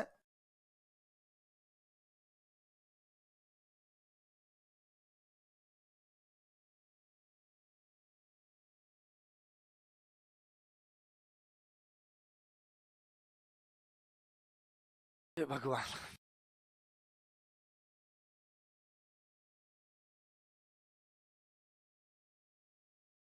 तुम्हें 12th में पास किसने किया? अरे प्लीज इस पे हंसना बंद कीजिए, गंभीर समस्या ही है। तुम हर चीज को हंसी में कैसे टाल सकते हो? आप किसको इस बात का जवाब कैसे दे सकते हो कि आपको हिंदी लिखनी नहीं आती है? अशुद्धियां होनी अलग चीज है, लिखनी नहीं आना बहुत गलत बात है। और तुम पता नहीं खुद कैसे हर चीज को हंसी में उड़ा लेते हो। डेली है ना शाम को 10 मिनट, प्लीज मेरे बड़े भाई की तरह बात मानना, गुरु की तरह मत मानना, भले तुम सर की तरह मत मानना। 10 मिनट खुद के बारे में सोचा कीजिए। क्या वास्तव में हम किसी राइट ट्रैक पर हैं? क्या वास्तव में जो चीजें आनी चाहिए या जो चीजें हमें करनी चाहिए वो हम करते हैं? या जिंदगी केवल इतनी है कि सुबह उठे, कोचिंग आए, वापस घर चले गए, याद कर लिया, दूसरे दिन वापस आए, वापस कर लिया, वापस चले गए? भयंकर हालत खराब है यार तुम्हारी। तुम्हें कल सेवक का विलोम शब्द नहीं आ रहा था? पूरी क्लास को वो मैंने बताया था। आज तुम्हें षड्यंत्र लिखना नहीं आता आधी क्लास को। किसने सलाह दी कि तुम्हें तैयारी करनी चाहिए? है? बड़े भैया इतने भोले हैं क्या? मेरे स्टूडेंट है और फिर भी उन्होंने तेरे को कहा कि तू तैयारी कर ले।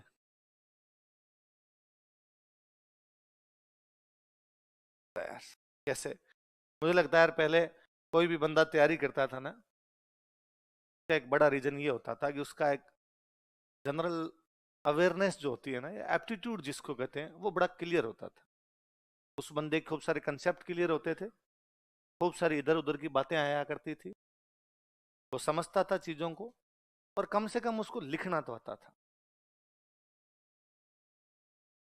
तुम सारे इस बात की दुआ क्या करो कि आरपीसी प्लीज पेपर को ऑब्जेक्टिव रखे। यदि आरपीसी ने एसआई का पेपर सब्जेक्टिव कर दिया लीक के चलते, तुम्हारे में से एक पास नहीं हो पाएगा, सारे फेल हो जाओगे। दे दे के एबे सैदे फिर भी क्या पता लगा लो गुलो। प्रयास भी नहीं करते यार, सबसे बुरी बात ये है। एक क्या होता है, व्यक्ति को चीजें नहीं आती। एक व्यक्ति होता है कि वो उनमें सुधार करने के प्रयास भी नहीं करता है। तुम उस दूसरे वाली में हो। मेरे तो ये भी नहीं समझ में है कि तुम्हें हर बात में हंसी कैसे आती है। कि तुम्हें कोई कहता है कि अरे तुम्हें ये भी नहीं आता, तुम कहते हाँ हाँ हाँ नहीं आता। यार मैं तो हूं तुम्हारी जगह, मुझे लगा धरती फटे अंदर घुसूं। ऐसे कैसे हो सकता है कि जनरल सी बात नहीं है मेरे को और मेरे को टोक दे दूसरा। अब 3 दिन नींद नहीं है, वापस क्लास में मुंह दिखाने का मुंह नहीं करे, कि बैठा कैसे जाए?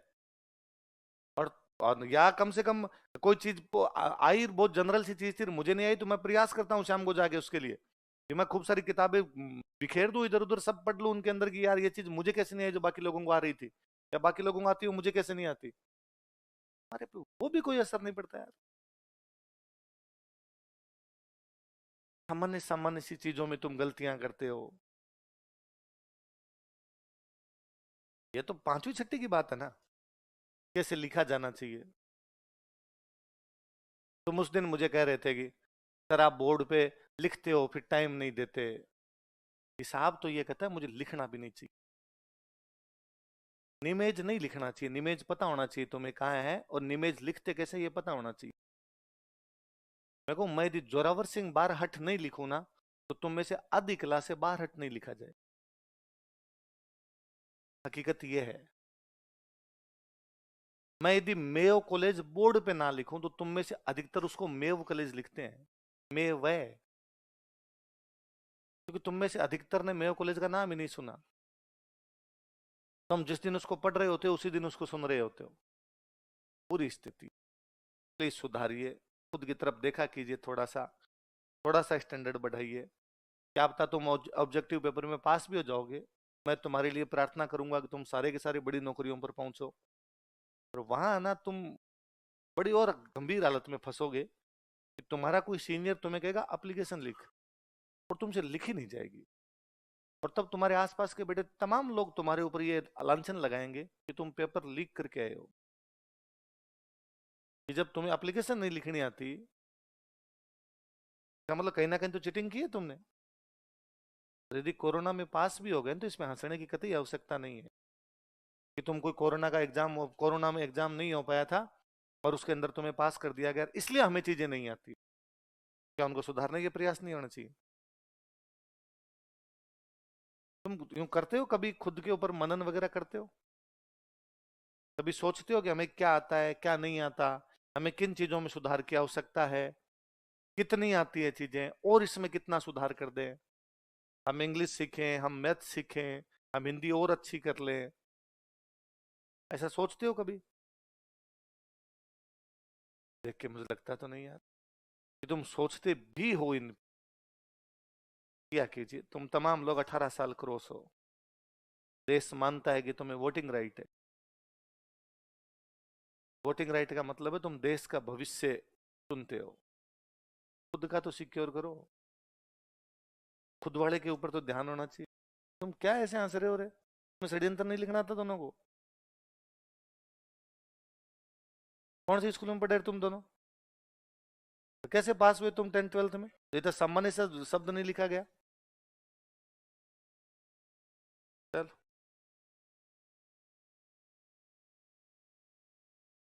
ठीक लोग।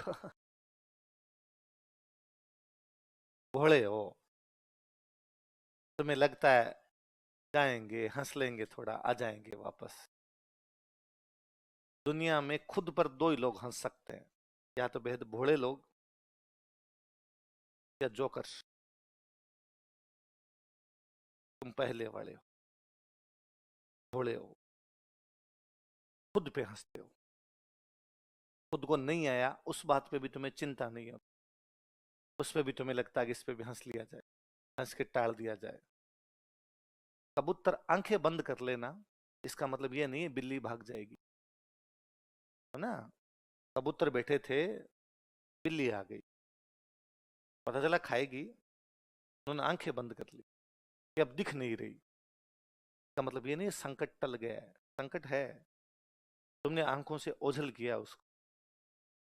कबूतर मत बनिए, आंखें बंद मत कीजिए, खुली रखिए उनको। गंभीर संकट है तुम्हारे सामने।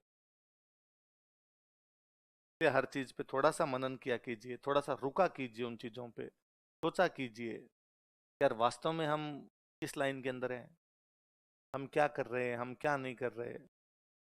फिर जो तुम कई बार मेरे को एकदम छोटे छोटे क्वेश्चन पूछते हो ना, सर इसमें ये लिखा हुआ था, ये है क्या, इसमें ये लिखा था, इसमें ये का एकमात्र कारण है कि वो जो जनरल अवेयरनेस है वो डेवलप नहीं हो पाई है। ना इस प्रकार के तो सवाल ही नहीं बनते, सवाल ही दूसरे प्रकार के बनते हैं। थोड़ा सा कर लिया करे यार। जब मनुष्य जीवन मिला है तो उसके अंदर थोड़ी अच्छी बातें की जाए, थोड़ा पढ़ा जाए, थोड़ा ढंग से पढ़ा जाए। वो घर वालों ने मौका दिया, घर वाले देखो यार, तुम घर वालों को थैंक यू बोला करो, तुम्हारे जैसे लोगों पर पैसे लगाए उन्होंने, जिनको तुम पे भी भरोसा हुआ। तो वास्तव में घर वालों को धन्यवाद है भयंकर कि उनको लगा कि तुम तैयारी कर सकते हो।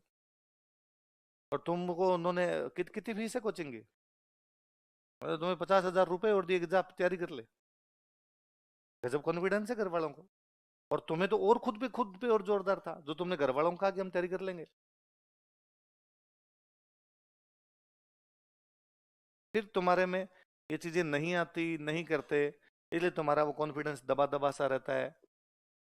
इसलिए तुम्हें कह भी दिया जाए कि नहीं ये सेम तैयारी होती है, आरएस वाली तैयारी भी यही होती है, एसआई वाली तैयारी भी यही होती है, वो एग्जाम भी देना चाहिए, तो तुम में से ज्यादातर का यूं जीव करता है कि नहीं सर वो तो अलग ही होता है, उसकी हम तो क्यों ही करें, हमें तो नहीं करनी चाहिए। तो अंदर से स्ट्रोंग जो होना चाहिए चीजें वो है ही नहीं। विश्वास जो जमता है ना खुद का, वो नहीं जम पाता तुम्हारा खुद के ऊपर भी। पर करना, तो मेरी सलाह मानो तो करना, अब नहीं तो कोचिंग खत्म होने के बाद करना, कल से करना, 10 दिन बाद करना, पर करना। वरना अभी तुम खुद हंसते हो, लोग हंसने लगेंगे, बहुत बुरा लगेगा। वो स्थितियां बड़ी भयावह हो जाती है जब आप पर लोग हंसते हैं। खाना नहीं भाई शाम को, कैसे कैसे हो सकता है, किसी ने मेरे को ऐसे टोक दी, थोड़ा शब्दों पे मैं वेरी फर्स्ट क्लास से ज्यादातर बैच में कहता हूँ कि तुम्हें भाषा नहीं आती कोई दिक्कत नहीं, अखबार पढ़ना शुरू कर लीजिए, अखबार पढ़ने से लैंग्वेज सुधर जाएगी। उसे पता चलेगा कौन सी मात्रा छोटी होती है, कौन सी मात्रा बड़ी होती है, कहाँ बिंदी लगती है, कहाँ बिंदी नहीं लगती, कहाँ पर कौन सा शब्द लिखा जाता है, कहाँ पर कौन सा शब्द नहीं लिखा जाता। पर तुम सौगन खा के बैठे हो विद्या की, अखबार के हाथ नहीं लगाएंगे। जबकि केवल अखबार आपकी दो चीजें सुधार देगा, आपके कम से कम 20 सवाल सही करवा देगा, केवल अखबार। कुछ ही नहीं करना, अखबार पढ़ना है। सर समय लगा, अरे लगने दे तो, 2 घंटे लगता, 3 लगा अखबार में, पढ़ उसको ढंग से, क्या फर्क पड़ता है उसको। ऐसा तो कौन सा महत्वपूर्ण काम कर रहा है जो उसको छोड़ के बाकी कुछ कर लेगा। पढ़ उसको, लगा रहे उसके अंदर, 2 दिन 3 दिन 5 दिन 10 दिन, वो 3 3 घंटे लेगा। 11वें दिन अपने आप वो टाइम कम होगा तेरा। 11वें दिन तेरे को पता होगा न्यूज क्या छपने वाले, 10 दिन की न्यूज तूने पढ़ी थी। पर वो 10 दिन तक लगातार कौन पढ़े आप में से। आप हथेलियों पे सरसों उगाना चाहते हैं। आप तो मैं आज अखबार पढ़ूं, आज मेरा सब कुछ सही हो जाए, आज 3 घंटे लगा दूं, फिर आपको लगता है यार समय बर्बाद। अरे बर्बाद नहीं, वो ही आबाद है। बाकी तो तूने जो नोट्स पढ़े इनमें बर्बाद किया है। लिखना तेरे को आया नहीं था, मास्टर ने कुछ बोला था, वैसे वैसे तूने लिख दिया, मास्टर यदि बोर्ड पे ना लिखता तो तेरे से लिखा भी ना जाता, याद तेरे पूरा है नहीं। इसको तू कहता है कि मैंने समय के साथ एकदम यूं जस्टिस किया है, और जो चीज करनी चाहिए थी उसकी तरफ ध्यान ही नहीं दिया। फिर तुम में से कोई आकर देता, तो कोचिंग वाले क्या करेंगे, हम पढ़ाएंगे, करंट पढ़ाएंगे, सवाल उसमें से आ जाएंगे। पर 12 महीने की कोई करंट एक साथ तुम्हें 12 दिन में पढ़ा दे, इसके अपेक्षा 12 महीने अखबार पढ़ लेना। पर तुम हाथ ही नहीं लगाते अखबार के।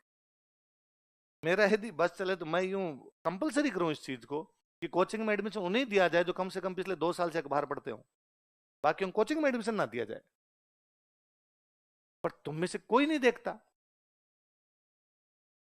कि पहले जब भी लोग यूं कोचिंग करने के लिए आते तो उनकी ये चीजें बड़ी क्लियर हुआ करती थी कि वो पॉलिटिकली देश में क्या चल रहा है उनके बारे में जानते थे, इकोनॉमिकली क्या क्या कंडीशन है उनके बारे में जानते थे, गवर्नमेंट के लेवल पर क्या चीजें चल रही है उनके बारे में जानते थे, तो बिल्स कौन कौन से आ रहे हैं उनके बारे में जानते थे, एक्ट कौन से बन गए उनके बारे में जानते थे, खेल की दुनिया में क्या चल रहा है उनके बारे में जानते थे, मनोरंजन की दुनिया में क्या उनके बारे में जानते थे। फिर थोड़े बहुत नोट्स पढ़ने होते थे, और उसमें उस बंदे को खूब सारी बातें आती थी कि मैं यदि किसी क्लास में बैठा हूं या मेरे साथ का उस समय कोई बंदा बैठा होता, तो जब भी सर ने लिखवाया केसरी सिंह भारत ने बुद्ध चरित का अनुवाद किया था, तो हमें यह पता था बुद्ध चरित अश्वघोष की है कि मेजनी की जीवनी का अनुवाद किया। तो उस समय टीचर ये नहीं बोलता था कि मेजनी इटली का है, मैंने 3 बार बोला है मेजनी इटली का है, मेजनी इटली का है, मेजनी इटली का। और मैं गारंटी के साथ कहता हूं यदि क्वेश्चन आ जाए मेजनी कहां का, तुम गलत करके आओगे, तुम कहोगे नोट्स में नहीं लिखा है, नोट्स में तो था ही नहीं। लेकिन मैंने 3 बार बोला अभी तुम्हारे सामने कि इटली का था, इटली का था, उसकी जीवनी सावरकर ने लिखी थी, वो मराठी के अंदर थी, सावरकर का केसरी इनसे लेना देना था, वो वीर भारत सभा थी, अभिनव भारत था, सब चीजें जुड़ी हुई आपस के अंदर। तुम्हें केवल उतना आता जितनी लाइनें तुमने लिखी है, वो लाइनें भी वो जो तुमने नहीं लिखी, जो किसी ने लिखवाई तुम्हें। तुम लाइन तो खुद अपने हिसाब से एक ही नहीं लिख सकते कि मैं यदि बैठ के यदि तुम्हें केवल यूं सुना दूं ना ये हुआ था, ये हुआ था, ये था, अब लिख लो, तो तुम्हारे प्राण पखेरु उड़ जाए, तुम्हें लगे रहे लिखा कैसे जाएगा इस चीज को। व्यक्ति बोलता है, बोर्ड पे लिखता है, उसके बावजूद तुम्हारे सिंगल आदमी ये विश्वास के साथ नहीं कह सकता कि सर मेरे नोट्स उठा लो, इनमें एक भी गलती नहीं। एक आदमी, एक जो कहते सर ये नोट्स, आपके नोट्स यदि उठा लिए जाए ना, तो कोई अपना माथा फोड़ ले कि मैं यूं लिखवाता हूं दशहरे पर हथियारों की पूजा की जाती है, स्टूडेंट लिखता है दशहरे पर हथियारों की पूजा की जाती है, कत्ल करने वाले जो लोग हैं उनकी पूजा की जाती है। मैं लिखवाता हूँ दशहरे पर लील टांस, बोर्ड पे हथियार लिखता हूँ, बोर्ड पे लील टांस लिखता हूँ, उसके बावजूद नील टांस लिखता है। उसको लगता है सर ने गलत लिख दिया, लील तो नहीं होगा, नील ही होगा, मेरे हिसाब से तो सही है। वो बोर्ड पे देखने का। किसान आंदोलन में ज्यादातर ने तो किसान गलत लिख लिया होगा आप में से, उसमें की बड़ी मात्रा लगा ली होगी। बिजोलिया है तो बिजोलिया में ज्यादातर के जो पर जय पर एक ही मात्रा है, दूसरी मात्रा खा गए तुम अपने हिसाब से। बेगू के अंदर कहीं तुम्हारे उसके ऊपर दूसरे वर्ड के ऊपर बिंदी नहीं है। देखा तो करो यार खुद की तरफ थोड़ा सा कि हम क्या करते हैं क्या नहीं करते। ऐसे कैसे यूं कर सकते हो तुम कि तुम्हें षड्यंत्र लिखना नहीं है। हाँ ठीक है, इतिश्री करो, मैं मेरा काम कराऊं। काम है मास्टर का कि आए तुम्हें नोट्स लिखवाए, कोर्स खत्म करे, नया मास्टर आए फिर कोर्स लिखवाए जाए। तुम्हारा काम ये है कि कोचिंग वालों के मुंह पे लाके पैसे मारो, नोट्स लिखो यहाँ से, पढ़े जाए तो ठीक, नहीं पढ़े जाए तो ठीक, जाके इनको रख दो, बाद में आगे देखी जाएगी। इतना ही काम है। ये टू वे कन्वर्सेशन होना चाहिए अपने बीच में कि मुझे आके या किसी भी दूसरे मास्टर को आके चुपचाप लिखवा के चला जाना चाहिए, और आपको चुपचाप जैसा जो लिखा जाए, गलत सड़क सही की तो बात ही नहीं है, वैसा कुछ लिख कर आपको घर चले जाना चाहिए। इतना ही होना चाहिए जीवन में। या कोई भी पढ़ाई सुधार की गुंजाइश करती है कि नहीं करती? एजुकेशन सुधारती होगी, तो फिर 12वीं तक की एजुकेशन तो कुछ ही नहीं सुधार पाई, अब तो सुधरो। कोई बात नहीं, मैं स्कूल में आप 100 कमियां निकालो, आप स्कूल की कमियां निकालो, आप खुद की कमियां निकालो। अब सर हम तो बच्चे थे उस समय समझ नहीं पाते, अब तो समझदार हो। अब तो है ना, कोचिंग की दूसरों की कमियां भी नहीं गिना पाओगे कि किसी को साहब कोचिंग वालों ने सिखाओगे यार लिखना थोड़ी सिखाता, इतना तो 12वीं तक सीख के आए थे ना। अच्छा बुरा हो सकता है वो, ये तो नहीं सिखाता कम से कम तुम्हें। क्या करे थोड़ी सी, तुम में से ज्यादातर तो ध्यान इस पे रहता है कि वीडियो बना लें, रील्स बना लें, खुद की वीडियो बना दें। मैंने क्लास में किस दिन एक दिन वो गुरु चेला वाली कहानी सुनाई थी, अरे कौन सा इधर है किधर, किसने बेटा किसने बनाया वो वीडियो। मैंने सुनाया था कि एक गुरु जी थे, लड़की को कंधों पे ले जाके छोड़ दिया था है, बनाया, क्लास में बैठ के उसने वीडियो बनाया। मेरे कोई फर्क नहीं पड़ता, ऐसे कोई 100 वीडियो इधर उधर घूम रहे होंगे, मुझे लगा उसको क्या मजा आया, वो क्या सोच रहा था उस समय ऐसा। मैं उसके दिमाग के उस प्रोसेस को समझना चाहता हूं कि क्या सोच के उसने मोबाइल निकाला कि उसको लगा कि इस समय मुझे वीडियो बनाना चाहिए। इतने भोले टाबर कहाँ होते हैं, पर हो तुम हो यार। पर तुम्हें थैंक यू है गजब का कि तुमने 42,000 ऐसी चीजों के लिए दे दिए जो तुम सीख भी नहीं रहे। तुम वास्तव में दान दाता हो, तुम जैसे लोग हो जो हमारे परिवार चलते हैं। तुम्हें खुद को भी नहीं पता था कि ये तैयारी करनी है कि नहीं करनी, या जब चले गए तो उसके बाद पढ़ना है कि नहीं पढ़ना है। पर कितने भले आदमी हो, 42,000 लाके फटाफट जमा कराएंगे, लो हम तो नहीं पढ़ेंगे, तुम रखो, जैसा जो हो जाए वैसा ठीक रहेगा, पैसों में तो कोई कमी आने नहीं देंगे, बाकी हम हंस हंस के खुद ही चले जाएंगे। सुधरो रे, थोड़े बहुत सुधरो खुद के अंदर। लिखो क्या लिखा आगे, क्या लिखा लास्ट लाइन। कौन से मुकदमे में गिरफ्तार किया गया? बनारस के अंदर ये कॉन्स्पिरेसी रच रहे थे, वहां पर इनको गिरफ्तार कर लिया गया। यूपी में अपने एक जेल है बरेली। कौन सी जेल है? बरेली। बरेली जगह पड़ती है यूपी में अपने, बरेली जेल के अंदर लेके आए। अब क्या, जब आपको किसी ऐसे मुकदमे में गिरफ्तार किया जाता है जिसमें आप कुछ करने वाले थे, बनारस में ये लोग बैठ के प्लानिंग कर रहे हैं कि हमें क्रांति करनी है, ऐसे मुकदमे में गिरफ्तार किया जाता है तो खूब सारे लोग गिरफ्तार होते हैं। तो अब कौन क्या करने वाला होता है तो पता नहीं होता ना। एक तो किसी को मार दिया, किसने मारा, किसने हथियार पहुंचाए अब आप करोगे कैसे, करोगे कौन, करोगे किसको, मारोगे किसको नहीं मारोगे, हथियार कहां से लाओगे, तुम्हारा मुखिया कौन है, वहां कौन देखेगा, खूब सारी बातें होती। अब खूब सारे लोग पकड़े गए तो अब कैसे पता चले इनमें कौन सही कौन गलत। अक्सर पुलिस ऐसा काम करती है, आप पुलिस में खुद जाओगे तो आप करोगे कि कोई एक बंदे को पुलिस पकड़ के अपनी साइड में कहती है तू सारी बात बता दे और हम तेरे को तो छोड़ देंगे। उन्होंने प्रताप सिंह को पकड़ा। प्रताप सिंह 22 साल की उम्र, 122 किलो वजन, गोलू मोलू टाइप के थे। ये बता देगा अपने को सारी बात, और कहा कि यार तुम हमें यदि सारी बातें बता दो तो हम तुम्हें छोड़ देंगे। मैंने कहा, जैसी क्या बात, कि तुम लोग क्या क्या करने वाले थे, कुछ करने वाले नहीं थे, क्या बताया जाए। अंग्रेजों को लगा यार ऐसे तो बात नहीं बताएगा, तो अंग्रेजों ने पूछा भाई क्या नाम है तुम्हारा, प्रताप सिंह नाम है, पापा क्या नाम है, तो केसरी सिंह नाम। क्या करते हैं पापा? उसने कहा जेल में। कहाँ पे? हजारीबाग जेल में। पापा से मिले हुए कितने दिन हो गए? खूब दिन हो गए। मिलना चाहोगे? कौन बेटा ऐसा कहेगा बाप से नहीं मिलना चाहता? मिला दो। अंग्रेजों को लगा अपने पिताजी से थोड़े मिलाएंगे तो इसको लगेगा कि यार ये थोड़ा अच्छा जेस्चर दिखा रहे हैं अंग्रेज मेरे प्रति, तो मुझे अंग्रेजों को सारी बातें बता देनी चाहिए। पिताजी से मिलाने के लिए हजारीबाग लेके गए। वहां केसरी सिंह जी ने मिलते कहा कि यार प्रताप तू इतना सीधा कैसे निकल गया? अंग्रेजों को बात बता दी इसलिए अंग्रेज मेरे से मिलाने के लिए गए। उसने कहा पिताजी एक ही नहीं बताई। तो मिलाने की क्यों लाएगी? ये तो इसलिए लाए कि मैं इनको बता दूंगा ये भोले हैं।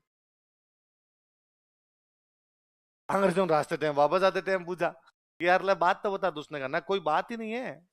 तो हम तेरे को पिताजी से मिलाने लाए थे कि मत लाते। मैंने कब कहा था? आपने कहा था मिला दे, तो मैंने कहा मिला दो। अंग्रेज वापस लाए। अंग्रेजों ने वापस ला के एक दिन कहा कि तेरी मम्मी बीमार है, बार बार रोती रहती है, प्रताप से मिला दो, प्रताप से मिला दो, प्लीज अब तो सारी बातें हमें बता दे। तो उसने वापस कहा कि मैं मेरी मम्मी के आंसू पहुंचने के लिए बाकी देशवासियों की माताओं की आंखों में आंसू नहीं दे सकता। अंग्रेजों ने इतना पीटा, पीट पीट के मार दिया। बिजली के करंट लगाए थे। लास्ट में वजन 32 किलो हो गया था। 122। कौन से क्रांतिकारी को जेल में पीट पीट कर हत्या कर दी गई थी? कौन सी जेल में? बरेली जेल में। इन बरेली जेल, बरेली जेल में, इन बरेली जेल पुलिस प्रताड़ना में इनकी हत्या कर दी गई थी। He was murder during police torture. Police प्रताड़ना में इनकी हत्या कर दी गई थी।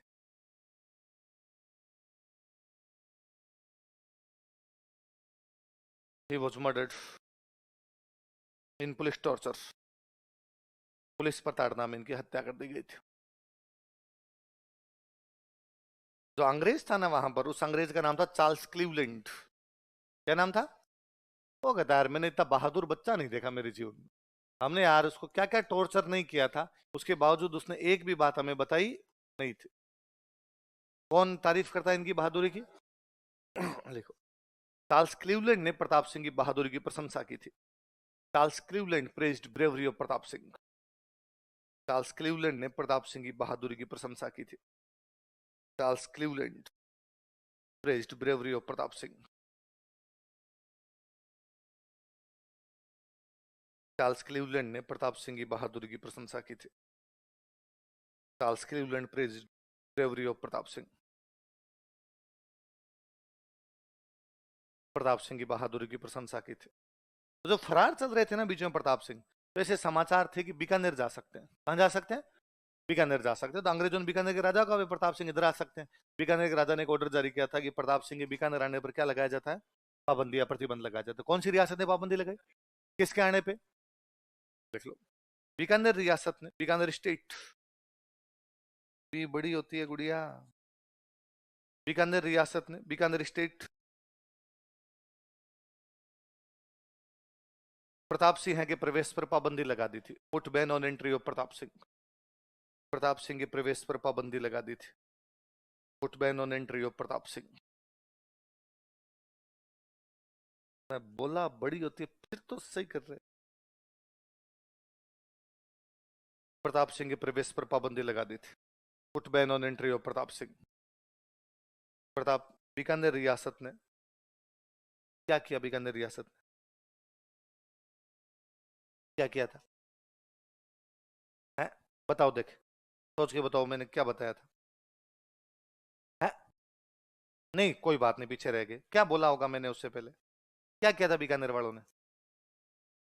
तो सुना तो होगा। सेंटेंस आप बनाना अपने हिसाब से, मैं नहीं करा, आपने नहीं आता। क्या किया? लिख लो तो वाह, बोलोगे नहीं तो लिखो। बीकानेर रियासत ने प्रताप सिंह के प्रवेश पर पाबंदी लगा दी थी। प्रताप सिंह के प्रवेश पर पाबंदी लगा दी। मैं इस दिन यही बात कर रहा था तुम्हें, तुम वापस नहीं समझते। तुम सेंटेंस अपने, मैं बोला ना अभी कि फरार चल रहे थे, बीकानेर वालों को अंग्रेजों ने ऑर्डर भेजा कि आप इनको मत आने दो। बीकानेर वालों ने ऑर्डर निकाला कि प्रताप सिंह हमारी रियासत में घुसे। उसके बाद ही तो बोलने शुरू की लाइन। उसके बाद ही तो बोला।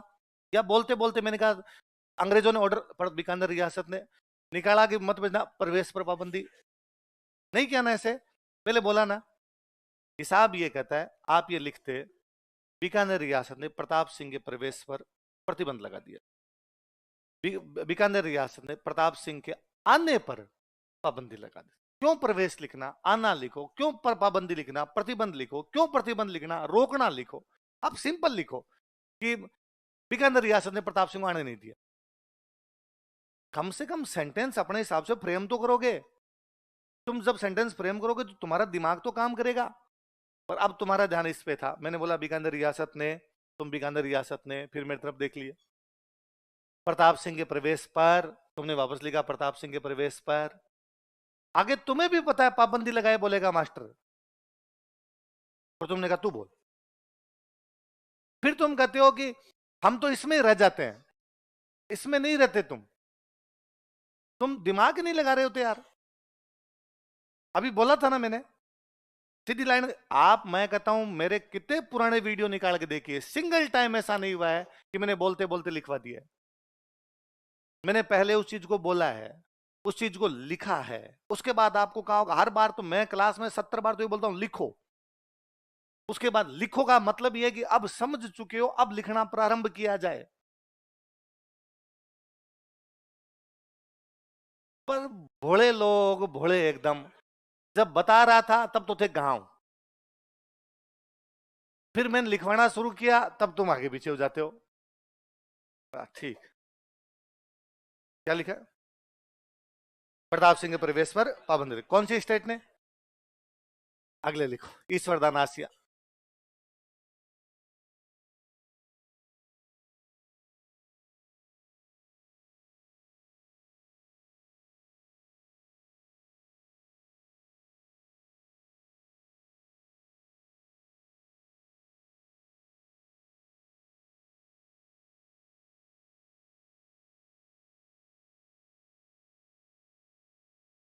लिखो, यह केसरी सिंह बारठ के दामाद थे। दामाद, दामाद समझते हो? यह केसरी सिंह बारठ के दामाद थे। ये वो son in law of Kesari Singh Barhat. यह केसरी सिंह बारठ के दामाद थे। ये वो son in law of Kesari Singh Barhat. तो पूरा परिवार, खुद, भाई, बेटा, भाई, बेटा, दामाद, तीनों दिल्ली वाले बम में थे। देखो, दिल्ली बम कांड से संबंधित थे, involve in Delhi bomb case, Delhi bomb कांड से संबंधित। He was involve in Delhi bomb case, Delhi bomb कांड से संबंधित। He was involve in Delhi bomb case. कौन से बम कांड से संबंधित है? लेकिन अंग्रेज इनको भी गिरफ्तार नहीं कर पाए थे, थोड़े दिन बाद इन वाला तो मुकदमा ही हट गया था। अपने भारत में एक बहुत बड़े क्रांतिकारी हुए, उनका नाम है रास बिहारी बोस। क्या नाम था?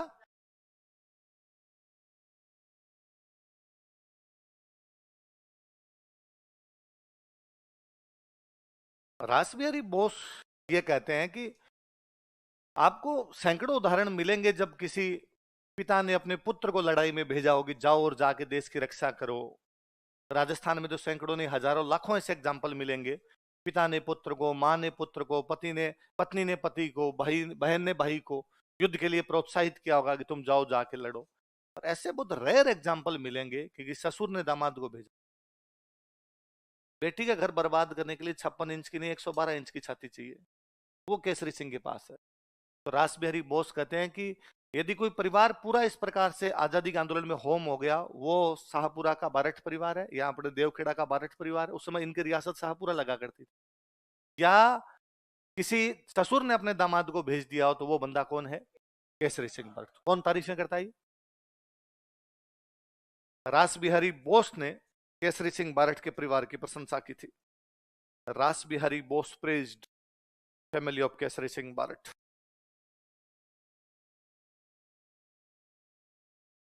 रास बिहारी बोस ने केसरी सिंह बारठ के परिवार की प्रशंसा की थी। रास बिहारी बोस प्रेज्ड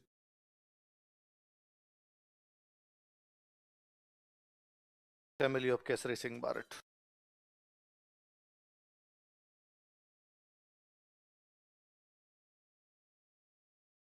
अगला लिखो, राव गोपाल सिंह खरवा।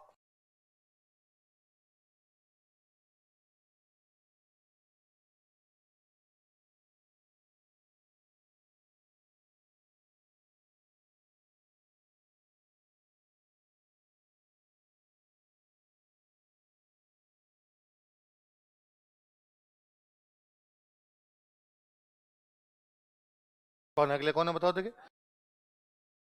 खरवा ना अजमेर के अंदर एक जगह पड़ती है, ये खरवा के सामंत थे। कहां के सामंत थे, लिख लो। यह है खरवा के सामंत थे। He was federal Lord of Kharwa. यह है खरवा के सामंत थे। He was federal Lord of Kharwa.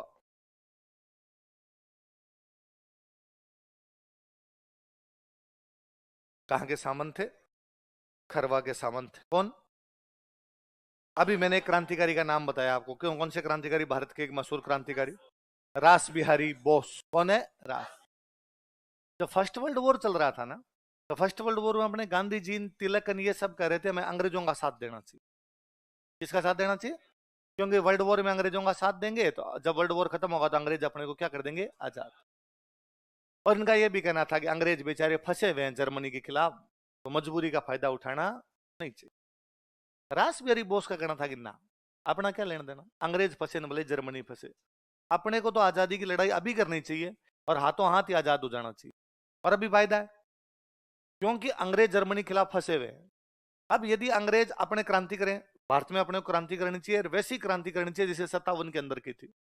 अब अंग्रेज यदि क्रांति को दबाने के लिए आएंगे तो जर्मनी रगड़ देगा इनको, जर्मनी कब्जा ही कर लेगा अंग्रेजों के देश पे, इंग्लैंड पे कब्जा कर लेगा। और नहीं आए तो हम आजाद हो जाएंगे। अपने दोनों हाथों में लड्डू है। तो लोगों ने कहा साहब 57 में क्रांति की थी, फिर क्या हुआ, हुई तो नहीं सफल, गए तो नहीं अंग्रेज। सब दो चीजें, ये तो 57 की क्रांति में अंग्रेज यहीं थे तो अंग्रेजों ने दबा दी क्रांति। अब की बार अंग्रेज यहाँ नहीं, अंग्रेजों का ध्यान कहां पर है, जर्मनी। दूसरा, 57 क्रांति में हमारी ये गलती थी, अलग अलग जगह पे अलग अलग दिन की थी, इस बार सेम टाइम सेम जगह, एक ही दिन के अंदर सब कुछ कर दिया जाए भाई साहब। तो दिन कौन सा हो, 21 फरवरी 1915। कौन सा दिन हो, 21 फरवरी 1915 को एक साथ पूरे भारत में हथियारों के साथ क्रांति की जाएगी, अंग्रेजों को मार दिया जाए, भारत पर क्या कर लिया जाए, कब्जा। शानदार प्लान है। अलग अलग लोगों को जिम्मेदारी, तुम महाराष्ट्र में संभालोगे, तुम इसको बंगाल में संभालोगे, तुम एमपी संभालो, तुम यूपी संभालो। राजस्थान की जिम्मेदारी जिस आदमी को दी गई वो कौन है, ये प्लानिंग कर कौन रहा है, रास बिहारी बोस। पूरे भारत में कैसी क्रांति करनी है, सशस्त्र हथियारों के साथ क्रांति करनी है। कब करनी है, राजस्थान की जिम्मेदारी किसको, देखो, रास बिहारी बोस संपूर्ण भारत में सशस्त्र क्रांति करना चाहते थे। Ras Bihari Bose wanted to make an armed rebellion in entire India.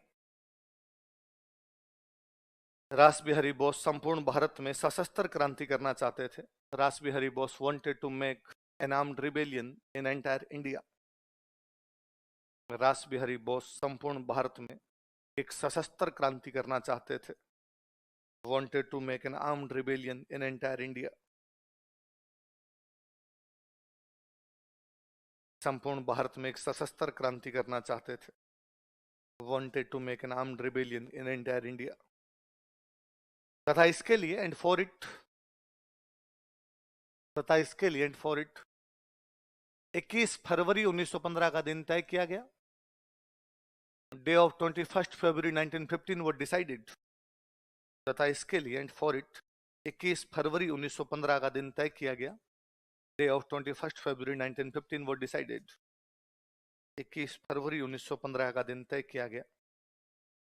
Day of 21 फरवरी 1915 वो डिसाइडेड। 21 फरवरी 1915 का दिन तय किया गया। तथा राजस्थान में इसकी जिम्मेदारी गोपाल सिंह खरवा को दी गई।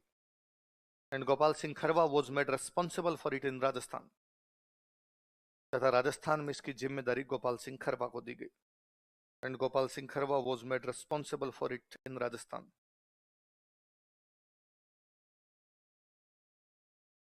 तथा राजस्थान में इसकी जिम्मेदारी गोपाल सिंह खरवा को दी गई।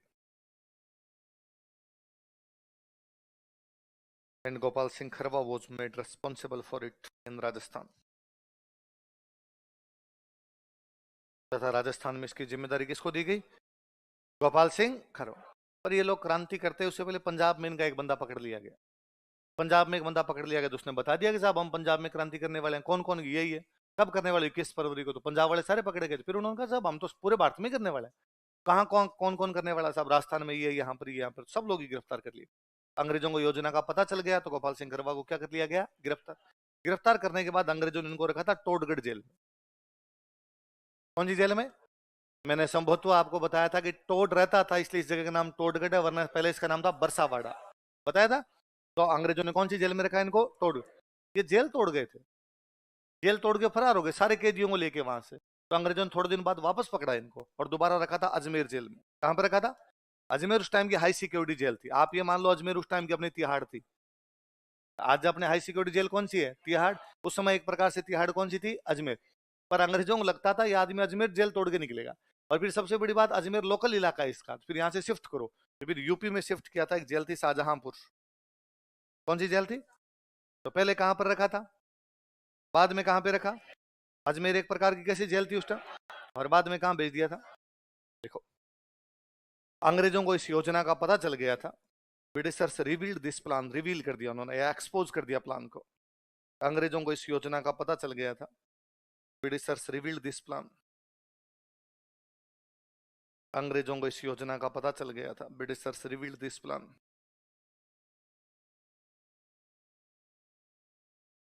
अतः गोपाल सिंह खरवा को गिरफ्तार कर लिया गया। तो गोपाल सिंह खरवा वॉज अरेस्टेड। अतः गोपाल सिंह खरवा को गिरफ्तार कर लिया गया था। तो गोपाल सिंह खरवा वॉज अरेस्टेड।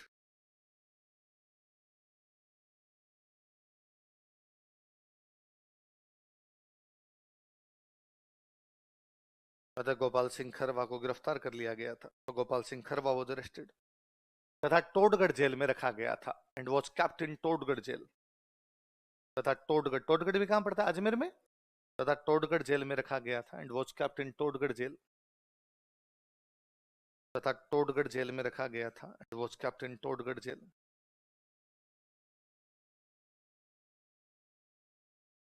लेकिन यह जेल से फरार हो गए थे, but he was escaped from jail. लेकिन यह जेल से फरार हो गए थे, but he was escaped from jail. लेकिन यह जेल से फरार हो गए थे, but he was escaped from jail. अंग्रेजों ने इन्हें पुनः गिरफ्तार किया। Britishers arrested him again. अंग्रेजों ने इन्हें पुनः गिरफ्तार किया। Britishers arrested him again. अंग्रेजों ने इन्हें पुनः गिरफ्तार किया। Britishers arrested him again. तथा अजमेर जेल में रखा एंड कैप्टन अजमेर जेल। तथा अजमेर जेल में रखा, ब्रैकेट में लिखना तिहाड़ जेल। तथा अजमेर जेल में रखा and kept in Ajmer jail, Tihar. तथा तिहाड़ सॉरी अजमेर जेल में रखा। लाइन चेंज कर लिखो, कालांतर में लेटर ऑन। कालांतर में लेटर ऑन इन्हें शाहजहांपुर जेल भेज दिया गया था। शाहजहांपुर यूपी में पड़ता है। He was shifted to Shahjahanpur jail. इन्हें शाहजहांपुर जेल भेज दिया गया था। He was shifted to Shahjahanpur jail. Shahjahanpur कहां पे? शाहजहांपुर जेल भेज दिया गया था। He was shifted to Shahjahanpur jail. कौन सी जेल भेज दिया गया? तो पहले कहां पर रखा था इनको? टोडगढ़। टोडगढ़ से कहां भेजा? अजमेर। अजमेर से कहां भेज दिया? शाहजहांपुर जेल। वापस बाहर आए, वही 1919-20 के आसपास बाहर आए, गांधी जी के पास चले गए थे। ये तीनों एक साथ के लोग हैं, अर्जुनलाल सेठी, केसरी सिंह बारठ, गोपाल सिंह खरवा। केसरी सिंह बारठ कोटा में क्रांति कर रहे हैं, अर्जुनलाल सेठी जयपुर में क्रांति कर रहे हैं, गोपाल सिंह खरवा अजमेर में क्रांति कर रहे हैं। तीनों सेम प्लानिंग में थे क्रांति में। तीनों गिरफ्तार किए गए, तीनों अलग अलग जेल में रखे गए, तीनों लगभग सेम टाइम में बाहर आए, तीनों गांधी जी को ज्वाइन करते हैं, तीनों गांधी जी से वापस आते हैं। सेम काम है। अर्जुनलाल सेठी पढ़ाने लग गए थे दरगाह में, केसरी सिंह बारठ कोटा में बैठ के किताबें लिख रहे थे, गोपाल सिंह खरवा तो कृष्ण भक्ति बन गए थे, भगवान कृष्ण की भक्ति करने लग गए थे। बाद में यहाँ डेथ हुई थी, तब केसरी सिंह बारठ ने इनके बारे में कहा था कि रयो लाल पांचाल में, बोलो देखे, महाराष्ट्र में बाल। क्या लाइन भी? रयो लाल पांचाल में, महाराष्ट्र में बाल, राजत राजस्थान में, बोलो गौरवमय गोपाल। रयो लाल पांचाल में, जैसे पंजाब में लाला लाजपत राय है। पांचाल मतलब पंजाब, जैसे पंजाब में कौन है? लाला। महाराष्ट्र में बाल, महाराष्ट्र में कौन है? बाल गंगाधर। राजत राजस्थान में, इस राजस्थान की इस रजत भूमि में गौरवमय गोपाल। वही गौरव यदि किसी को प्राप्त है तो किसको प्राप्त है? होना चाहिए था लाल बाल गोपाल। क्या होना चाहिए था? क्या होना चाहिए था? आपने थर्ड क्लास से क्या पढ़ा? उन पाल का पूरा नाम था विपिन चंद्र पाल। क्या नाम था? इसके अलावा कोई दूसरी बात आपको आती हो तो बताओ, जो पाल के बारे में बताओ। लाल के बारे में, लाला लाजपत राय के बारे में आप बता दोगे। साइमन कमीशन का विरोध किया, लाठियां पड़ी, उन्होंने कहा था मेरे शरीर पर पड़ी एक एक लाठी अंग्रेजी साम्राज्य के ताबूत की कील साबित, बता सकते हो? मैं बाल के बारे में पूछूं आपको, सर उन्होंने कहा था स्वराज मेरा जन्मसिद्ध अधिकार और मैं इसे लेकर रहूं। पाल। आप सब 12th करके पास करके आए हुए लोग हो। पाल का पूरा नाम विपिन चंद्र पाल है। इसके अलावा और क्या जानते हैं पाल के बारे में, या पाल ने क्या क्या किया? हिस्ट्री लिखने वाले सारे बंगाली थे। लाल बाल पाल, क्योंकि पाल बंगाल के हैं। यदि कोई राजस्थान वाला लिखता, केसरी सिंह बारट लिखते तो लाल बाल गोपाल। उन्होंने लिखी जो नाम है। अपने हालात ये है कि अपने गोपाल सिंह खरवा के बारे में अपने नहीं जानते। अर्जुन लाल सेठी की जयपुर में जयंती मनाई थी एक बार, तो कहाँ मनाई जाए? अर्जुन लाल सेठी जी के नाम पर एक कॉलोनी है, एक पार्क है सॉरी, उस पार्क के अंदर का यहीं पर मना लेते। भाग लेने के लिए कौन है अर्जुन लाल सेठी की जयंती में? तो इन कॉलोनी वालों को बुला लेते। कॉलोनी वालों घर घर जाकर आ गया, थोड़ी देर आधे घंटे के लिए आना, अर्जुन लाल सेठी जी की जयंती मनाएंगे। थोड़े भले मनुष्य आ गए, दो चार कोई मेरे जैसे गए हुए, उन्होंने जाके भाषण दिए, अर्जुन लाल जी ने ये किया, अर्जुन लाल जी ने वो किया। फिर फाइनली कॉलोनी वालों ने खड़े होकर कहा, अच्छा तो अर्जुन लाल जी आजादी में थे क्या? हाँ, हमने सोचा प्रॉपर्टी डीलर थे तो उनके नाम पर पार्क है। ये हालात है। आप पूरा जयपुर ढूंढिए और मुझे बताइए अर्जुन लाल सेठी की मूर्ति कहाँ है? राजस्थान का इतना बड़ा क्रांतिकारी कि उनसे मुलाकात करने के लिए गांधी जी आ रहे थे। जेल से छूटे थे ना, तो तिलक स्वागत करने गए थे कि सेठी जी जेल से बाहर हैं। तो तिलक से बड़े क्रांतिकारी है। जयपुर में मूर्ति नहीं है। राजस्थान सरकारी जयंती नहीं मना रही, बाकियों की वहां की सरकारों ने, वहां की जनता ने मनाई। लोग हिट है। लाला लाजपत राय के बारे में इंडियन हिस्ट्री वाली किताबों में पढ़ा जाता है। केसरी सिंह बारट, अर्जुन लाल सेठी और गोपाल सिंह खरवा क्यों नहीं पढ़े जा रहे? हम यदि ये जानते हैं कि नागालैंड की एक 13 साल की बच्ची थी रानी गेडिनल्यू, झंडा लेके खड़ी रही थी, फायरिंग के बीच में भी लोग दौड़ रहे थे लेकिन उसने अपना झंडा नहीं छोड़ा था। और नेहरू जी ने जाके कहा था गेडिनल्यू रानी है, इसलिए वो रानी गेडिनल्यू कहलाती है। एक घटना झंडा लेके खड़ी रही हमारी किताबों में। 10th या 12th में एक बुक है, नाम है राजस्थान के क्रांतिकारी, नाम ही राजस्थान के क्रांतिकारी। गोपाल सिंह खरवा के बारे में एक ही लाइन नहीं। अपनी गवर्नमेंट ही भूल गई कौन कौन क्रांतिकारी थे और कौन कौन नहीं थे। हमने केवल भाषा नहीं मारी, हमने हमारा इतिहास, संस्कृति, सभ्यता, सब चीजों की बत्ती लगा दी। सब कुछ स्वाहा किया हमने, और हम राजी हो रहे उस स्वाहे के। कई बार मुझे आरपीसी बहुत भली लगती है कि इनकी पूजा की जानी चाहिए आरपीसी वालों की, इनकी वजह से इतना तो पढ़ते हैं। इन्होंने पूछना शुरू किया अजमेर जेल से निकलने के बाद कहां भेज दिया गया था, कौन टोडगढ़ जेल से फरार हो गए थे, किसने 13 दोहे लिखकर भेजे थे। हिसाब तो ये होना चाहिए था कि बच्चों को 5वीं से पहले पहले 13 दोहे भी पढ़ाए जाते हैं। आपको और आपने जितने क्लास में बैठे, मैं आपसे पूछूं यार दोहे याद है तो आप मुझे कबीर जी के सुना देते हैं, है ना? फिर रहीम जी के सुना दें, दो दो चार चार दोहे तो आते ही है। तुलसी जी के सुना देंगे हम। और ने बड़ा बया तो क्या बया, जैसे पेड़ खजूर पंछी को छाया नहीं फल ला गया थी दूर, चिड़ी चौंच बर ले गई नदी न घटियो नीर दान के दन ना गटे कह गए दास कबीर। दो चार सुनाते हैं। तुलसी नर का क्या बड़ान समय बड़ा बलवान का बाल लूटी गोपियान बे अर्जन बे बाण, रेमन धागा प्रेम गान मत तोड़ो छिटकाए टूटे से फिर जुड़े नहीं जुड़े गांठ पड़ जाए। कुछ तो आते हैं। 5 दोहे तो सारे सुना सकते हैं। क्यों सुना सकते हैं? क्या घर में आपको रहीम जी के दोहे सिखाए किसी ने? क्या घर में किसी ने कबीरदास जी के दोहे सिखाए आपने? स्कूल में पढ़े? स्कूल में पढ़े हमने छोटी क्लासों के अंदर। छोटी क्लासों में जो चीज पढ़ते हैं वो दिमाग में याद रह जाती है। छोटी क्लासों में चेतावनी रे चुंगटिया पढ़ाया होता था, हमें चेतावनी रे चुंगटिया के दोहे याद होते, तो चेतावनी रे चुंगटिया याद नहीं करना पड़ता। अब हमें यह भी याद करना पड़ता है चेतावनी चुंगटिया में दोहों की संख्या 13 थी। एग्जाम में यह भी क्वेश्चन आना चेतावनी चुंगटिया में कितने दोहे थे, तो ये ना 13 बताए थे 23 बताए थे। बताए तो थे यार सर ने कुछ। बच्चों को ये भी बताना पड़ता है चुंगटिया क्या है। बट्टा बिठाया, ढंग से बट्टा बिठाया। न तो उसको कोई सरकारी स्तर पे कोई प्रयास किए गए, ना जनता कोई प्रयास करे। आपने सब जाना बाल दिवस कब आता है? 14 9, गांधी जयंती, अर्जुन लाल सेठी जयंती। तो सर ये जो कल एक पेज भरा था, ये अंतिम ज्ञान है जो अर्जुन लाल सेठी के बारे में अपने पास है। इससे पहले तो इतनी बात ही नहीं पता थी। नहीं पता थी, स्वाभाविक सी बात। या आज जो हमने केसरी सिंह बारेट के बारे में पढ़ा है, गोपाल सिंह खरवा के बारे में पढ़ा, ये बस सर्वोत्तम है। इतना ही किसी किताब में लिखा होता, इतना आपने लिखवा दिया, इतना ही सर हम याद कर लेंगे। कोई प्रयास नहीं इनके। मुझे ना अपने आरपीसी का, अपने सरकारों का एक बड़ा यूं लगता है, सिलेबस पूछते हैं कुछ ही, पढ़ाते हैं हमें कुछ ही। रीजनिंग के क्वेश्चन आते हैं, कौन सी क्लास में रीजनिंग पढ़ाई?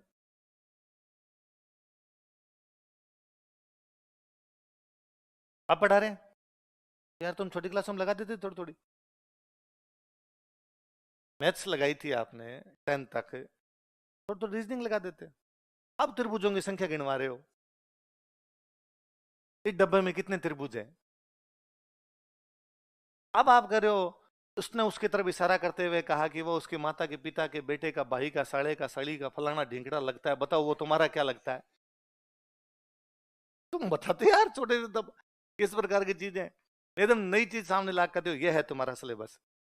और फिर कहते हो किसी भी एग्जाम के लिए क्राइटेरिया दिया होता है, उसमें लिखा होता है बीए पास कोई भी इस एग्जाम को दे सकता है। अरे बीए में सिलेबस ही नहीं था, ये वाली चीज नहीं पढ़ाई गई थी उसके अंदर। आजकल तो फिर भी पिछले कुछ सालों के अंदर राजस्थान की किताबें अलग से लगानी शुरू कर दी, तो थोड़ी बहुत इनके बारे में जानकारी है।